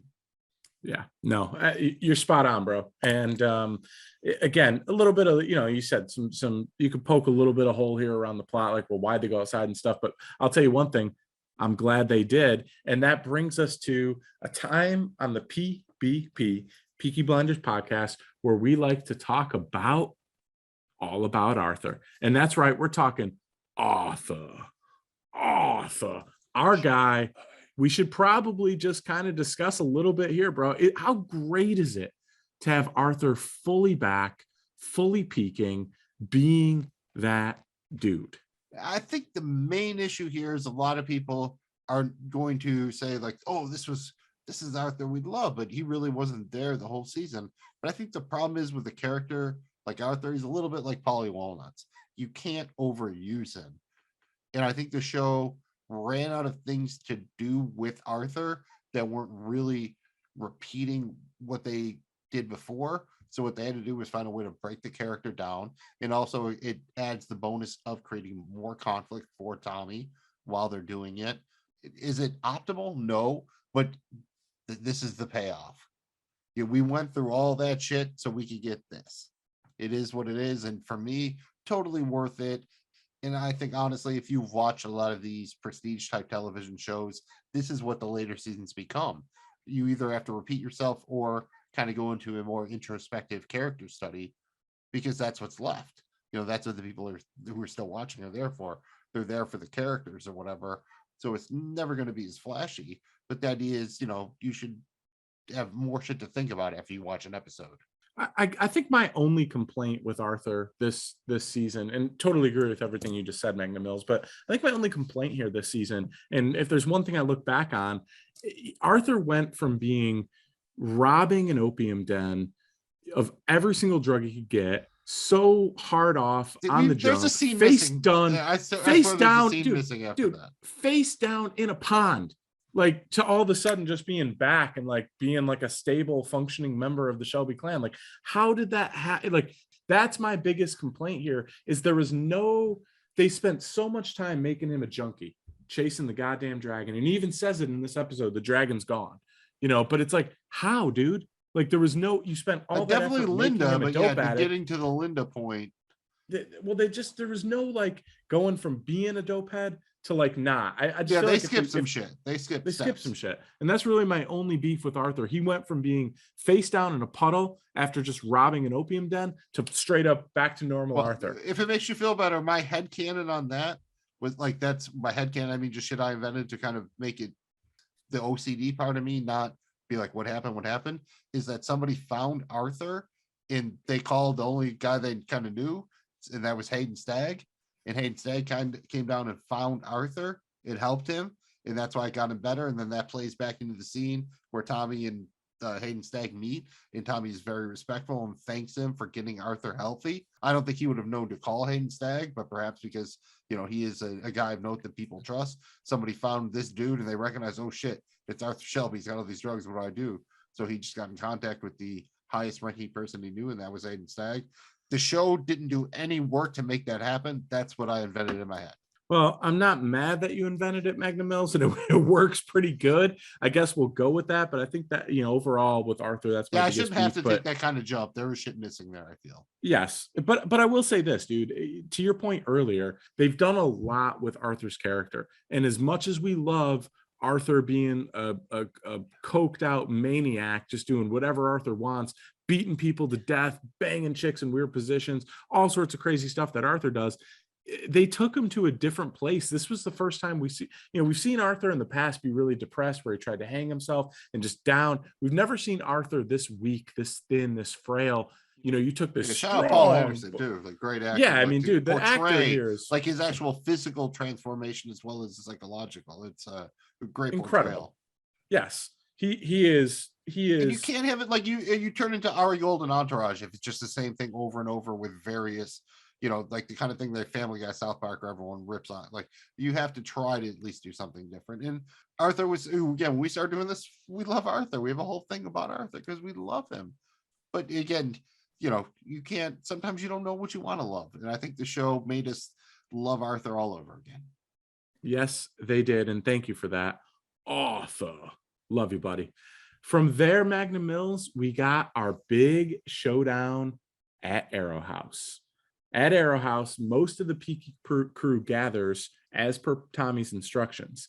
Billy and Finn arrive already pretty hammered, 3 sheets to the wind, and they're ready to drink. Duke and Isaiah escort them to the kitchen where the rest of the booze is supposed to be. The power is out at Arrow House as the group walks to the kitchen. Finn is asking questions and is visibly uncomfortable. Duke continues to give them cryptic answers, and he takes out a machine gun and shoots up the room. He tells Finn and Billy that they can do whatever they want in this house because it's got a death sentence. Finn says, fuck it. He just wants to get on with it and says that they should start digging up the bodies. Duke says they have to wait. They need to bury all the bodies before they can start digging them up. Finn asks what the fuck he's talking about and reminds Duke that he is a Shelby. Duke says, so am I. Billy is now tied up and has been beaten. Duke hands Finn a gun and tells him to take care of it, and that if he doesn't, Arthur has said that Finn will walk away from the family for good. Finn screams at Duke, telling him that he is the son of a whore. Duke keeps it together here, though, and gives Finn the gun. Billy tells Finn to use the gun on Duke and Isaiah. Finn points the gun at Duke and pulls the trigger twice, but nothing happens. Duke knocks Finn to the ground and tells Finn that Uncle Charlie told him to leave the first 2 chambers empty when he gave the gun to Finn.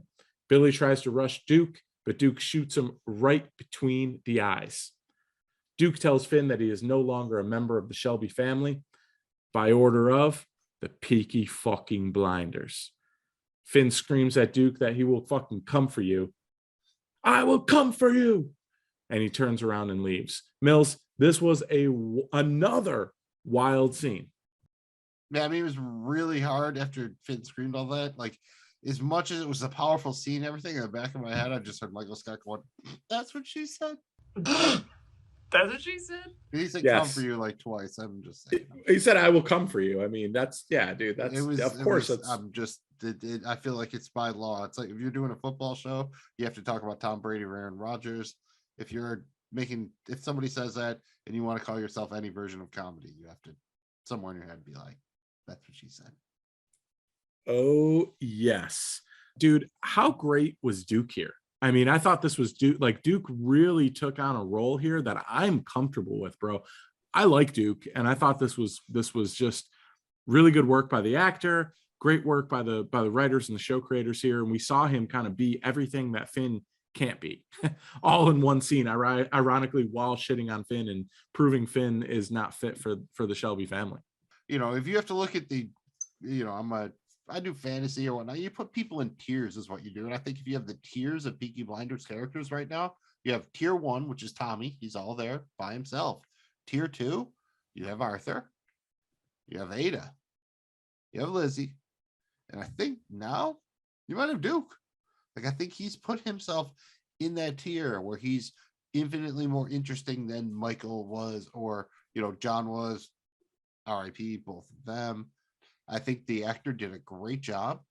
And while it's a little questionable that Tommy would give him this much responsibility, I think it's believable. The way they pull it off and the way the actor does it, it all works for me. I'm very surprised.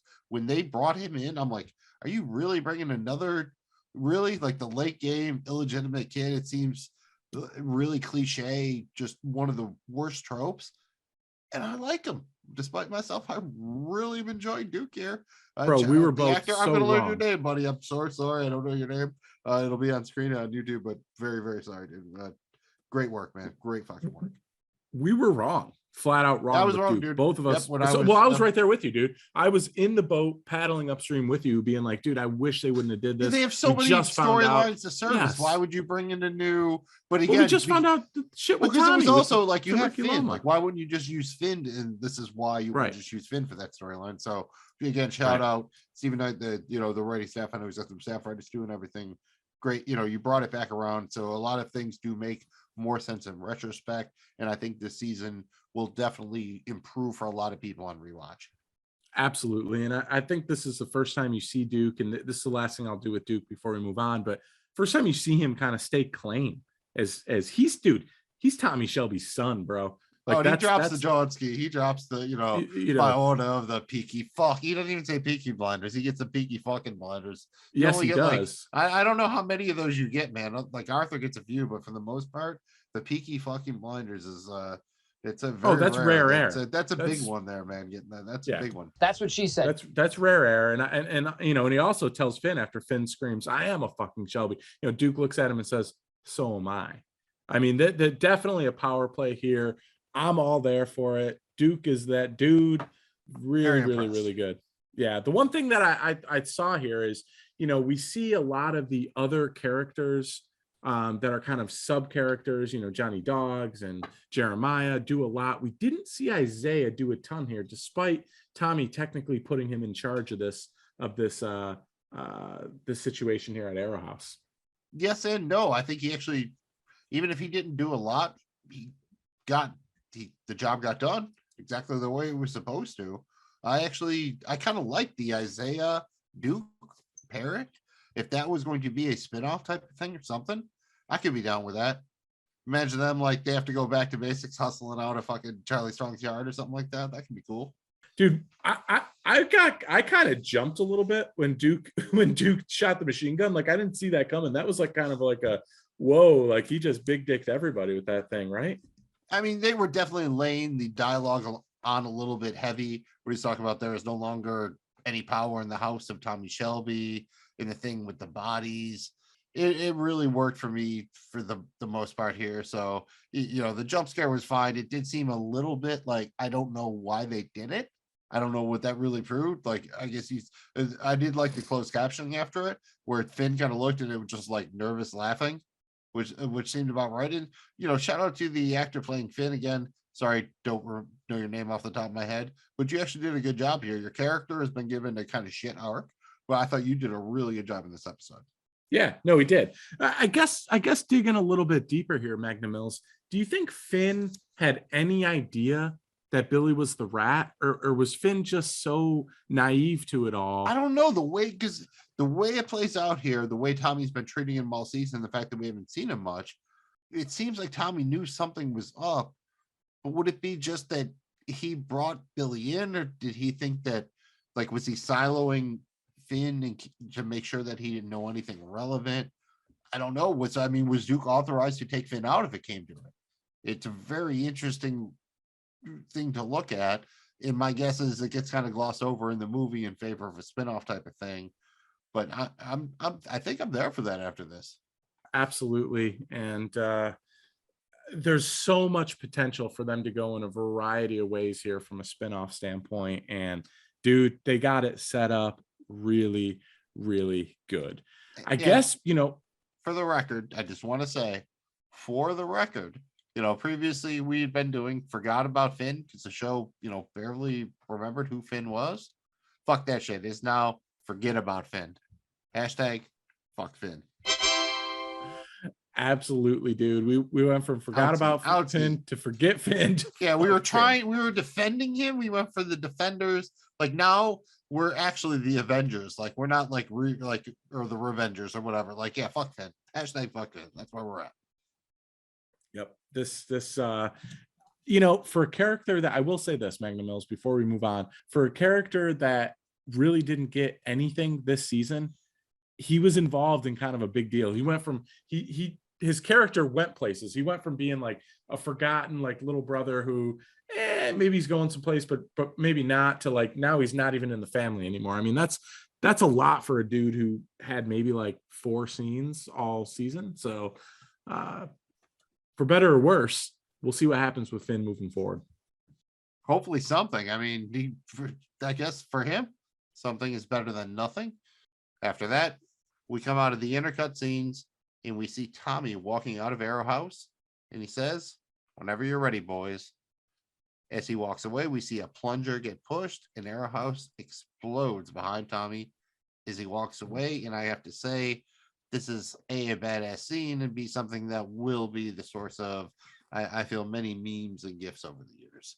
Oh, dude, 100%. How badass is that as he's just walking away and the thing, he doesn't even look back, bro. That was his estate, his manor. It was an incredible property. Doesn't even look back. Incredible. I mean, doesn't even care. It just blows up. He's walking. Loved it. Just like you said, mute that, play it behind any epic song. It's an immediate winner. Like that thing is, that one will last for a long time. And he apparently just keeps walking. And we arrive at a dinner in the woods nearby where most of the Shelby clan is gathered, although we don't see Arthur or Lizzie. Tommy tells the group that they're back where they began, as vagabonds and thieves. He offers a toast to family, stating, "Sometimes family is the shelter from the storm. Sometimes it is the storm itself." Again, just more deep meaning shit here. And, it was this was really the only, well, this is the only scene we get Ada in. You start to see her press a little bit here on, how she starts figuring it out when Linda says, Tommy asked for Arthur, and Linda says that he's terrible at goodbyes, and so he went down to the river. And Ada starts thinking about it. She said, "Well, how does Arthur know where you're going, Tommy?" And she's kind of walking behind him, saying, "You've come to me with everything. You've always come to me." And Tommy just says, "Not this time, not this one, sister," and walks away. Could you imagine doing that to your family? It's crazy, right? And it's wild, and it's totally Tommy. And, one thing I did like about this, though, speaking of Ada, was just how Tommy specifically calls her out and basically makes her in charge. And I kind of said that earlier this season, that I think if something were to happen to Tommy, she would be the best suited to kind of take over. We saw her kind of have that one, episode where she was in charge or whatever.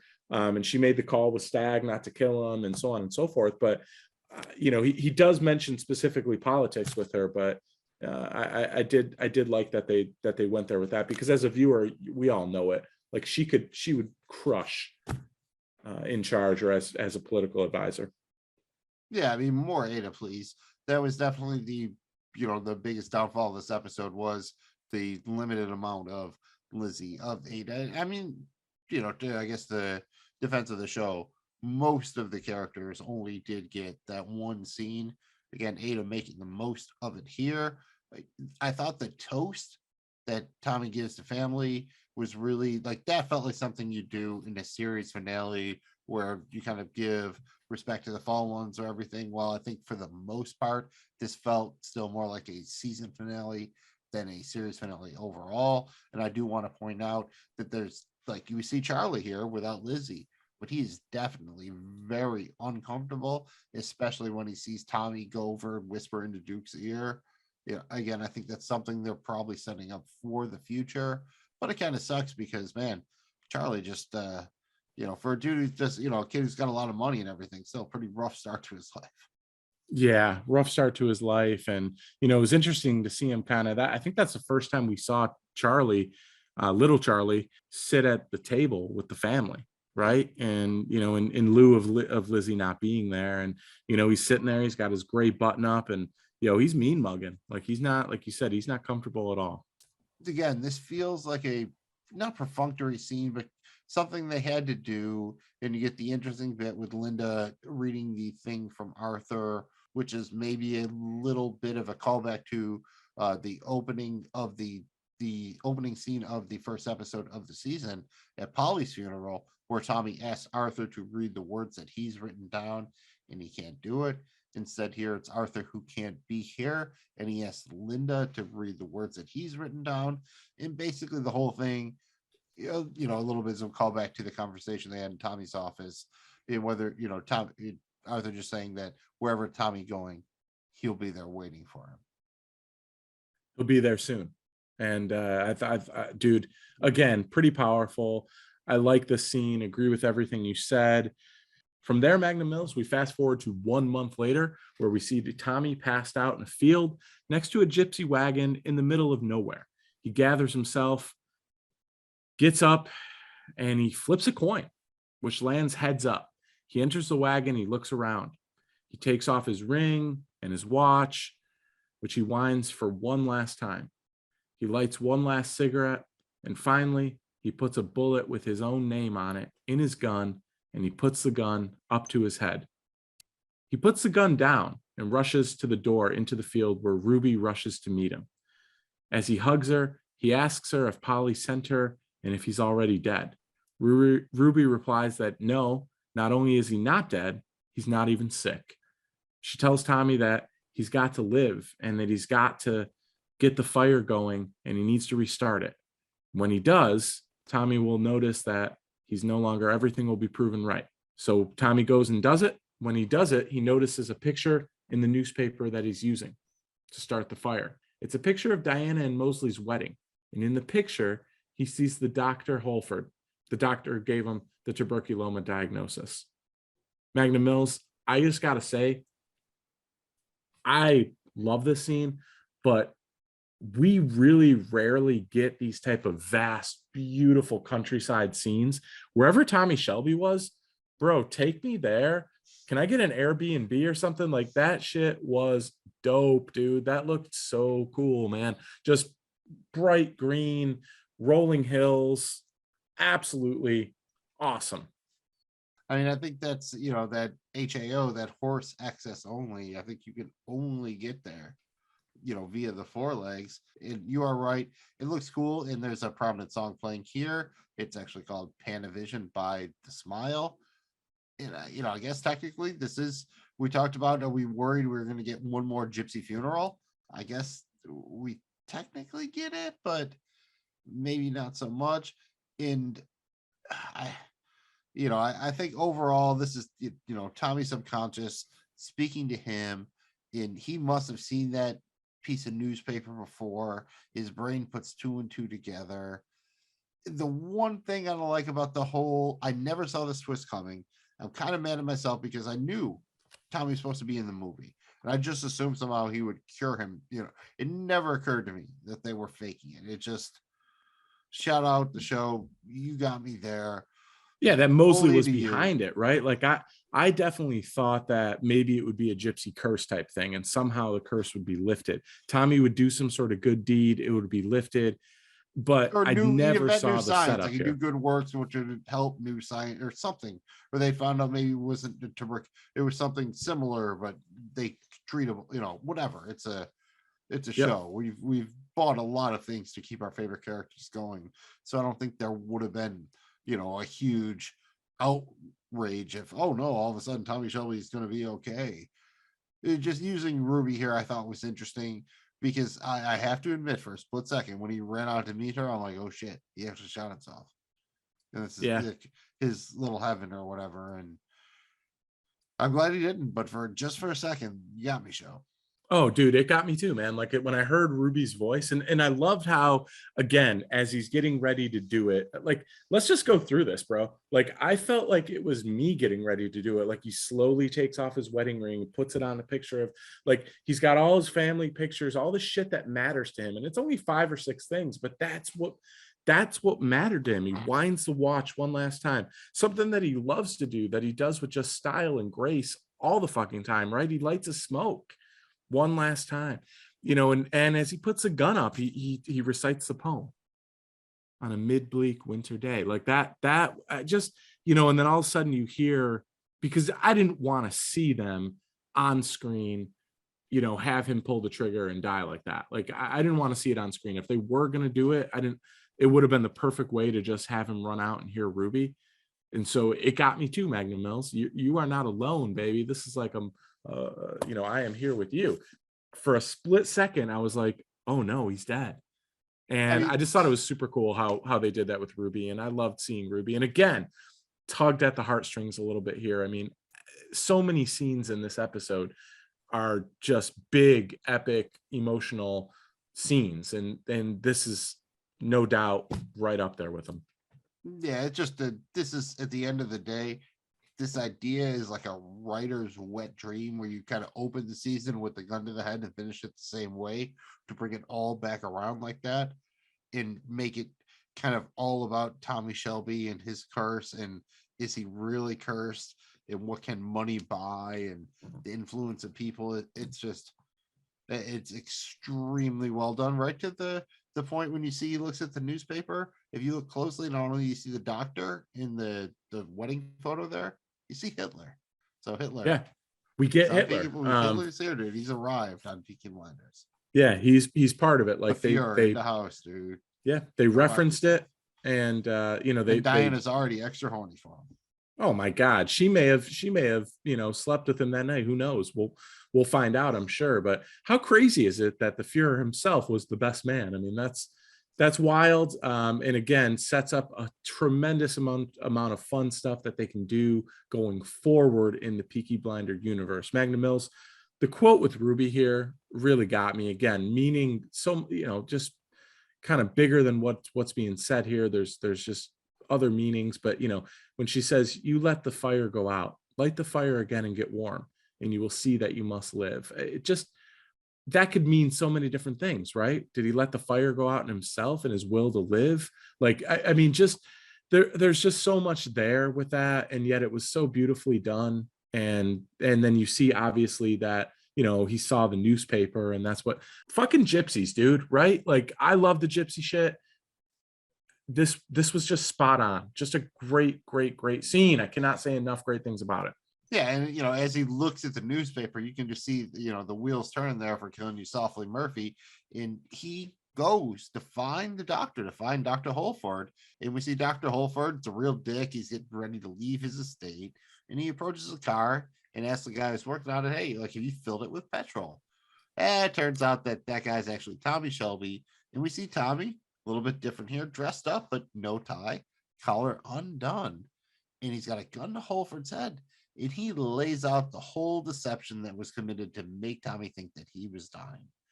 And he says that, well, I'm guessing that all of you people decided that the only person who can kill Tommy Shelby is Tommy Shelby himself. Holford pleads for his life, stating that Tommy's a different man now. As Tommy's about to pull the trigger, a bell chimes in the distance. Tommy sighs and says, 11th hour. Armistice.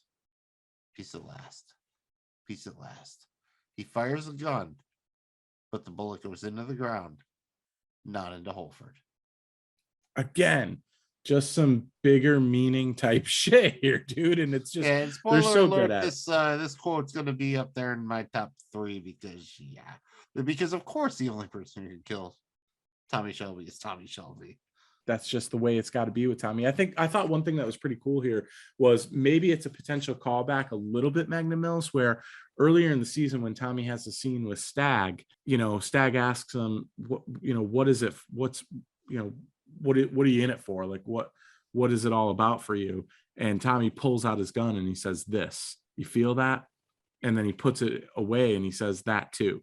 And maybe this was part of that, right? The ability to decide if another human lives or dies. Like, he actually realized that he does have a choice, even though sometimes he doesn't think he does, or maybe it's not the right one with the code or the smart decision or whatever. But again, all you can say, it's him trying to be that better man. And the only real problem I have with this whole thing is, again, that Tommy did seem to have some physical symptoms, like having seizures. I'm not sure where that came from. I could get he says the doctor always racked with guilt. So I guess we're supposed to believe it's like all PTSD kind of stuff or something. And I don't want to disparage any of that, but Tommy seems to be having legitimate seizures, which I believe is and hallucinations than a typical panic attack or whatever. So I would have felt a little bit better if there was some explanation, like they were subtly drugging him or something like that. Yeah. Like, say, Finn was in on it the whole time and slipping something into Tommy's water or something. And that's why, something like just a little bit. That's the only part of the twist that didn't work for me. Yep. No, I agree with you, Magnum Mills, because it was kind of a legitimate thing. That was the seizures and the hallucinations. Symptoms. Like, that was a real medical problem. Yes. So that's the only thing that doesn't make sense, is where those came from then. Yeah, and it could be, to your point, you're probably right. They probably chopped it up to say, hey, well, again, we're bringing so much awareness to the damages of war and what it does to somebody when they go through it, and also that lifestyle and what that would do to a person, as you pack all that stuff on. Maybe it's like the Tony Soprano having the feigning shit. I'm not medically qualified to speak on it.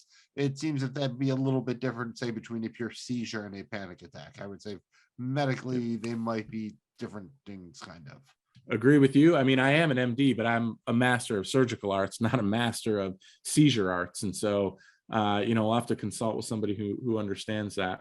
Magnum Mills, from there, Tommy rushes back on his white horse, beautiful white horse, and he returns to the wagon which Johnny Dogs has set ablaze, as per Tommy's request.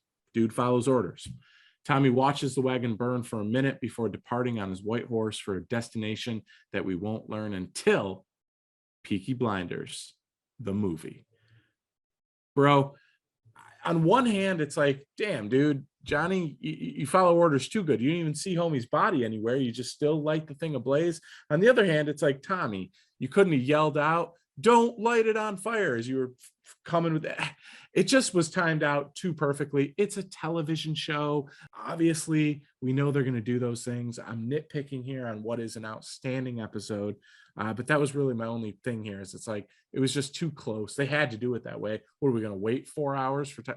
But it was just like, it was too close. It's like kind of hard to believe a little bit, but it was, again, very symbolic, deeper meaning type shit, which is a theme throughout this entire episode. And honestly, this season.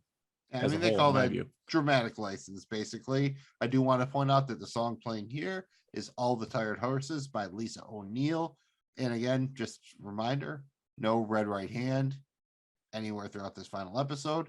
And I'm not sure who first pointed out, but somebody on Twitter made an excellent point that in the first episode of the series, we see Tommy riding on a black horse. Here in the final episode, we see him riding on a white horse. That's kind of your black hat, white hat argument. The classic good guy, bad guy in the Westerns. We saw in Westworld, they literally, did that very obviously. And I think it's, a good indication here of maybe Tommy Shelby has been able to finally forgive himself and, become that better man he's been striving to be. No, I think you're right, man. I didn't pick up on the black horse, white horse. Really, really cool, subtle thing. I don't know. I thought it was beautiful seeing Tommy ride that white horse. You get the camera shot from inside the burning wagon, and very, very cool. And it would have been a good one for a series ender, but here, I feel it is technically the series ender. We're still going to see Tommy Shelby again, so it still works for me. But maybe not as powerful, but still a very excellent looking shot. Loved it a lot. Yes, it was. Yes, it was, Magnum Mills. Are you satisfied with this? I mean, you mentioned series versus season ending. I mean, that's my main thing. This felt like more or less the original ending they had mapped out when they were still going to have a season 7, and they're still kind of going to have a season 7. It's just going to be a movie. So I think that's why you don't see Hayden Stagg again. That's why you don't see Jack Nelson again. That's why you kind of get Hitler yada yada into the plot. There's still a lot going on here. I don't think this was ever meant to be the end. So I think it plays slightly better as a season finale than a series finale. But overall, there's very little in the episode that I'm not happy with. Anything else you want to touch on here, bro, before we move on? Give out some hardware? No, man, I think you want to maybe do our favorite quotes here. And usually we try to limit it to one, but I think in this case, let's just settle for 3.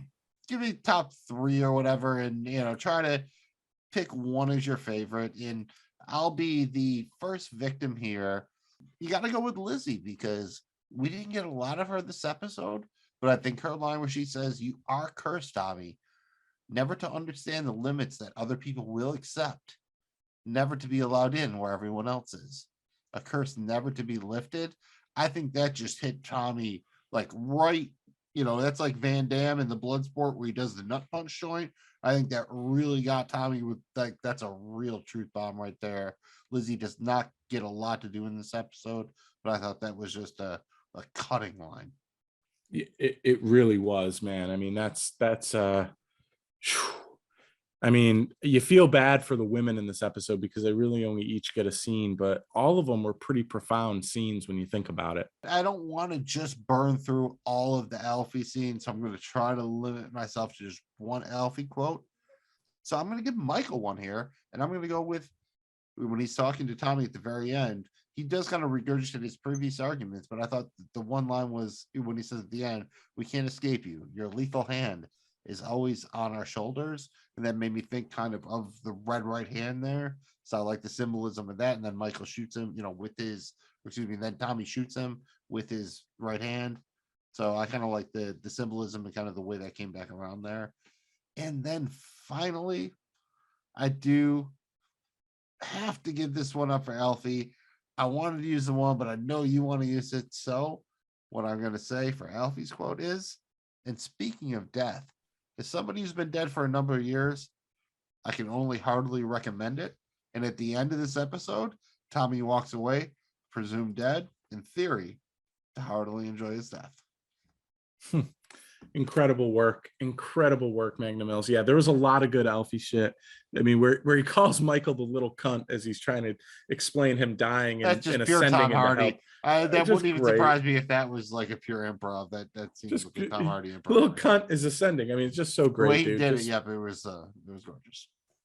For me, Magnum Mills, again, I could, this is one of those episodes where you could basically throw a dart at the wall and you'd have a killer quote. I'm going to give one to Michael, and it's the scene in the bar right before when they're waiting for Tommy to come, and, they're in Canada, and you see Michael's nervous energy get to a boiling point. And he's not about playing no games at this point, man. And, one of the Boston Mafia guys is like, "What's wrong there, Mickey?" And, and Michael just basically addresses 3 different people all in one. And he's like, "My name is not Mickey. There is no fucking God. And Tommy will be here." And it was just great to see Michael just kind of like, he's been hearing everything from everyone. He finally just snaps and just lets it just boom, boom, boom. And that's it. And so I really like that. And he was right on the fact that Tommy will in fact be there despite the storm. And so Michael's the audience there. He's basically saying like, yeah, we know Tommy Shelby's not going to die in a plane crash here. Move on. Yeah, that's essentially it. No way. But I did like the symbolism of the storm. Right. Yeah, it set up the flashbacks and everything. And shout out.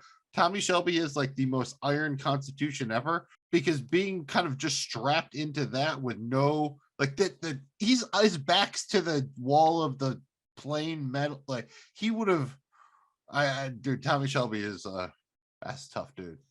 Yeah, could you imagine just sitting Like alone? there should just be in a- vomit. Like there's no way he should just be the coolest shit come walking out of the fog. And a lot of great shots here. I think especially one when they're getting the bomb out of the car there, and you see the plane just reflected in the background of the car window. Again, just a nice subtle shot. But Magnum Mills, my next quote there, I'm gonna have to go back to Elfie. And he's having this moment with Tommy, and Tommy's opening up to him about shit, right? Like telling him the truth about what's going on. And Elfie looks at him, he says, Tommy, if you're about to express profound emotion, you might be better served expressing it to someone who gives a fuck, or perhaps somebody who's being paid to pretend to. And that's just great. I just love that line, just classic Elfie, and just speaks to kind of this really unique relationship that Tommy and Elfie have. And then last but not least, because it was a runner the entire season, and because the timing of it, I got to go back to Tommy and Michael when Tommy pulls the trigger on Michael and says, I have no limitations. I just huge moment, mic drop type shit. And you know what? In the end, after everything that happened to Tommy Shelby this season, he proved that maybe he doesn't have any limitations. I don't think he does.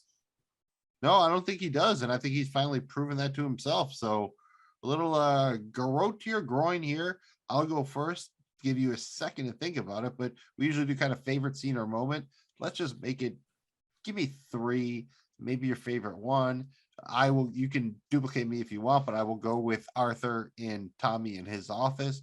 Just that whole scene was awesome. I will go with the scene with Duke and Finn and Isaiah and Billy there in the kitchen. Loved that one. And then I do have to go with Tommy and Michael outside the bar there after the explosion. That's the war we've waited to see, the one that will die. Hard not to put that one up there. And plus you got the great line right before it happens where Johnny Dogs is like, yeah, I'm gonna go over there and watch the fog. So Jamie G, grow to your groin, 3 favorite scenes or moments in the finale. Yeah, no, who doesn't like watching the fog, right? I mean, come on, take a look at the fog here, bud. For me, Magnum Mills, I'd have to agree with you on Tommy and Arthur in the office. That moved me on a lot of different ways. And it was so great the way it was done. And we've seen this with Arthur and Tommy, where there's frustration that boils over and they fight and then they break down and then they comfort each other. It's love, man. And hashtag Shelby hug too. That's a Shelby hug. Like, we haven't Shelby breakfast before. We've now seen a Shelby hug. Dude, an Arthur bear hug, like that's whew. You've got to brace yourself for it, dude. Like I said, I wonder how many times they filmed that, and if Cillian Murphy fell over there. But Cillian Murphy, you have to put the Kevlar on or whatever. I mean, yeah, that's some method acting right there. Like, you could tell. Magnum Mills, I am going to go my next scene with the Arthur with the IRA agent outside. I just thought that was incredible. The filming there was just beautifully done. I love the way it looked visually, suspenseful, like, man, edge of your seat for a little bit. I really enjoyed that. That was a great scene for me. And then last but not least, I've got to give it up to Tommy on the scene where he wakes up 1 month later and he's by himself. Again, we don't get a lot of that green rolling hills kind of outside of the industrial, small heath, Birmingham. We've gotten it more this season than any other season, but with Canada and out there chasing the gypsies and stuff, early on looking for Ruby's cure. But I really enjoyed the scene. I thought it was so symbolic, so moving to see him kind of, dude, imagine planning and executing your own funeral with none of your family there. And that's essentially what Tommy had to do. And it's wild to think about. And he did it. And I just, it's like, dude, if it would have been Tails, like, would he have waited a day? Like, did he really get Tails for 30 days straight? Like, a lot of questions there. I thought it was interesting. And I love the usage of Ruby. That was just, man, great job to the creative team here behind this. I mean, just fucking awesome, dude. I will say the runner-up, I enjoyed the scene with Tommy and Diana in Parliament. That almost made my top 3. Definitely in my top 4.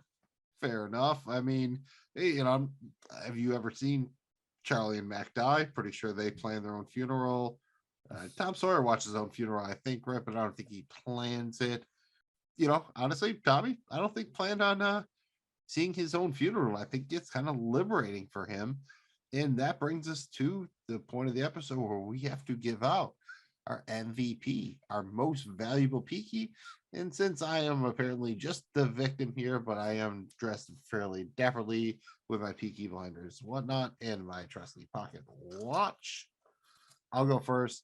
You know who I'm going to give it up for? I'm going to give it up for the Peaky supporting cast right here. Because you know who we get this episode? We get Jeremiah. We get Johnny Dogs. We get lots of Uncle Charlie Strong. We get some Curly. All of these supporting characters that have not really gotten a chance to shine for a long time all play pivotal roles here. So in an episode where I think it would be easy to give it up for Tommy Shelby, as it usually is, and even for Duke, who I think had a very standout role, especially for being introduced so late into the run, I have to give it up, though, for the supporting cast, the guys who hold the Peaky Blinders up, maybe some of the guys who will be involved in the spin-offs, be them prequels, sequels, or whatever.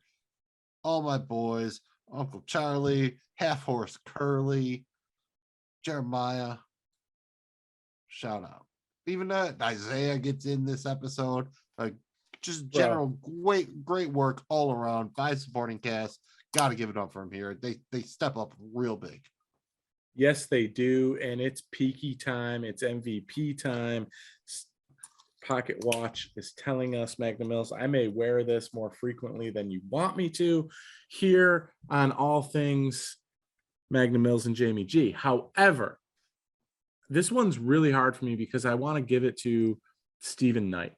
I want to give it to Anthony Brown. I want to give it to the show. I'm giving it to my two favorite dudes in the Peaky world. I got to give it to Tommy and his brother Arthur. They both, when you think about it, Arthur's the only one that had to sit on this massive secret and still execute a ridiculously complicated plan to basically take care of all their enemies, you know, and like handle all this shit. Know that their baby brother's probably going to be ousted, still take care of that. And by the way, he's trying to get his wife back, for Christ's sakes, trying to celebrate an anniversary, boys. I mean, I gotta love my dude Arthur. He's come so far this season, and in my opinion, Tommy without Arthur is weak or weaker, and Arthur without Tommy is weaker. But together, those two dudes, man, that's ride or die, bro. There's not much that they can't accomplish. I just love how they work together. And in the final episode of Peaky Blinders, I'm giving it up to my two favorite characters by far. It's not even close, and that is Arthur Shelby and Tommy Shelby.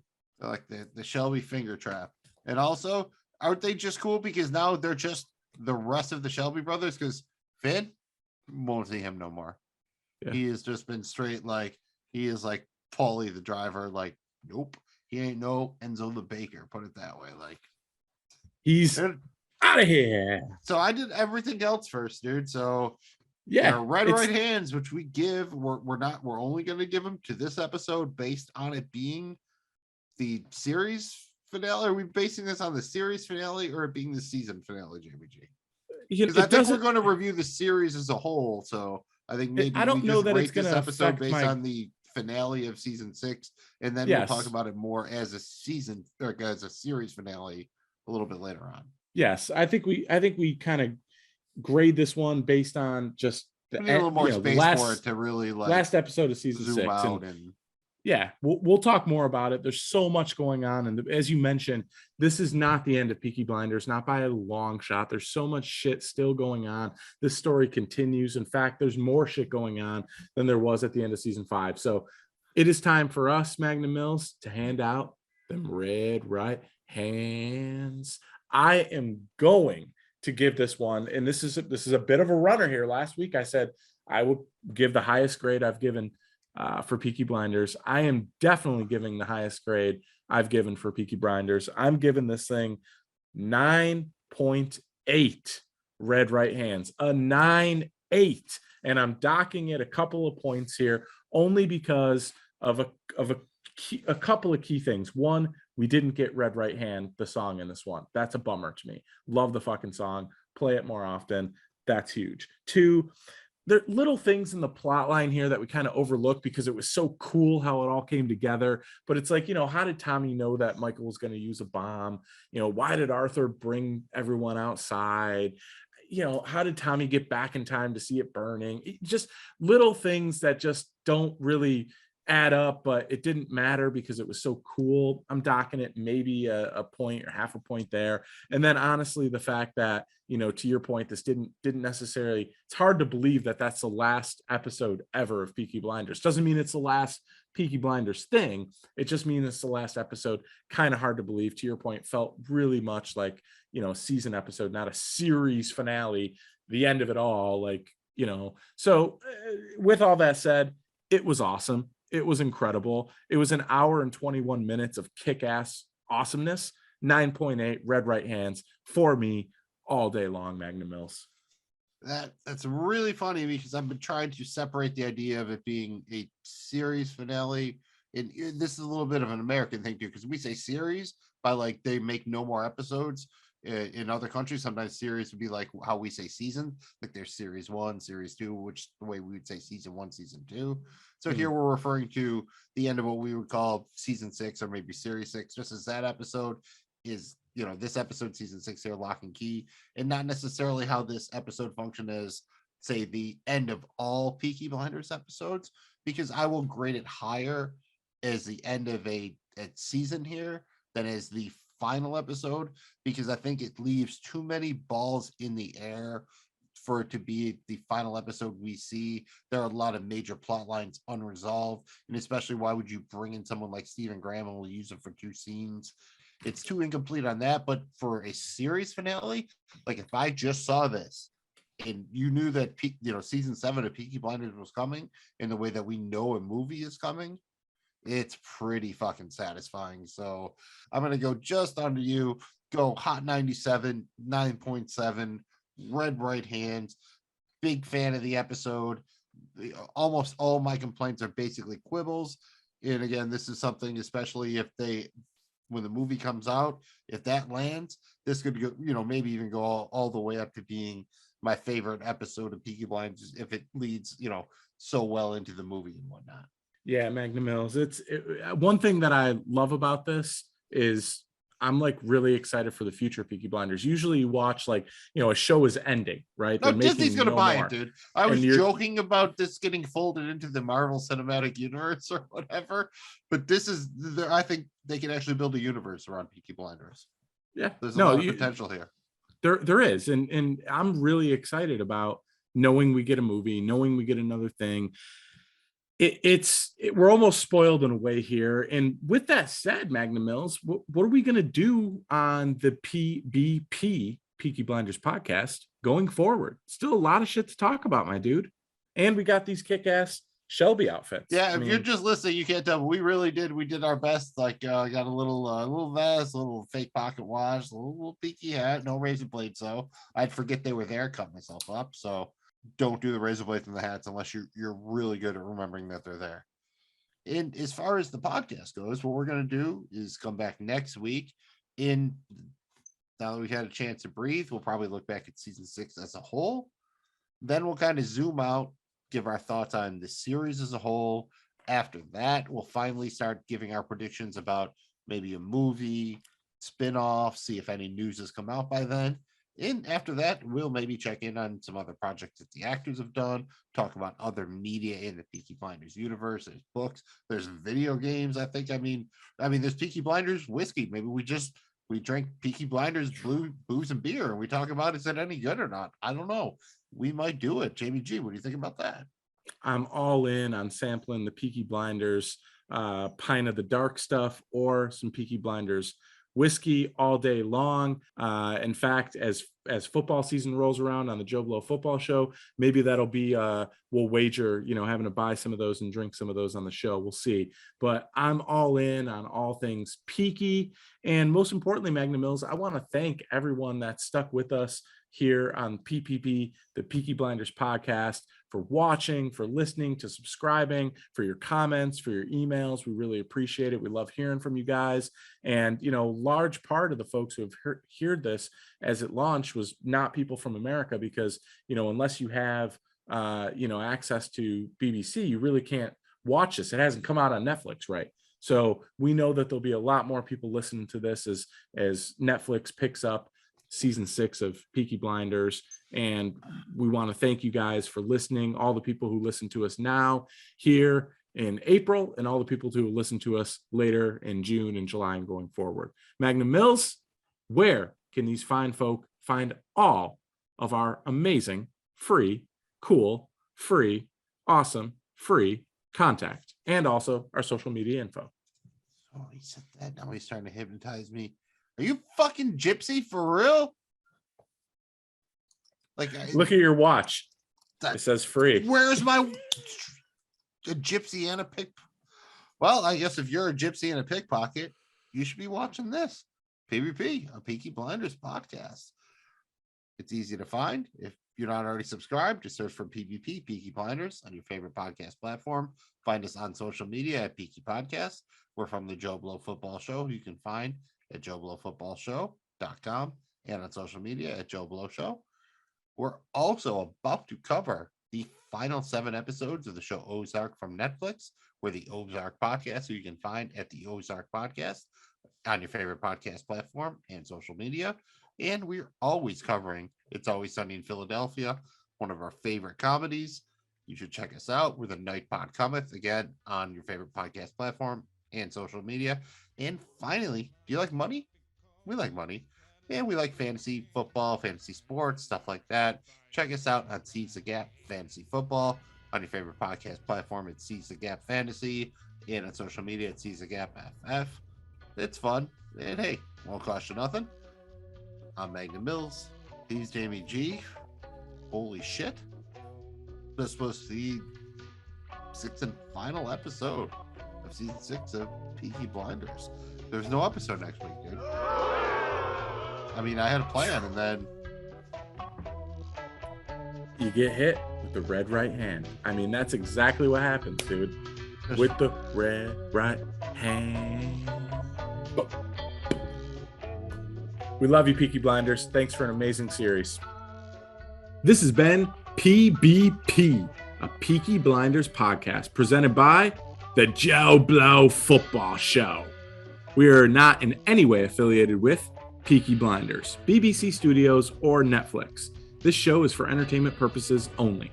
Any views or opinions expressed here are personal and do not represent those of people, institutions, or organizations who may or may not be associated with the Joe Blow Football Show. If you have any questions, please contact us at peakyblinderspodcast@gmail.com. Thank you for listening.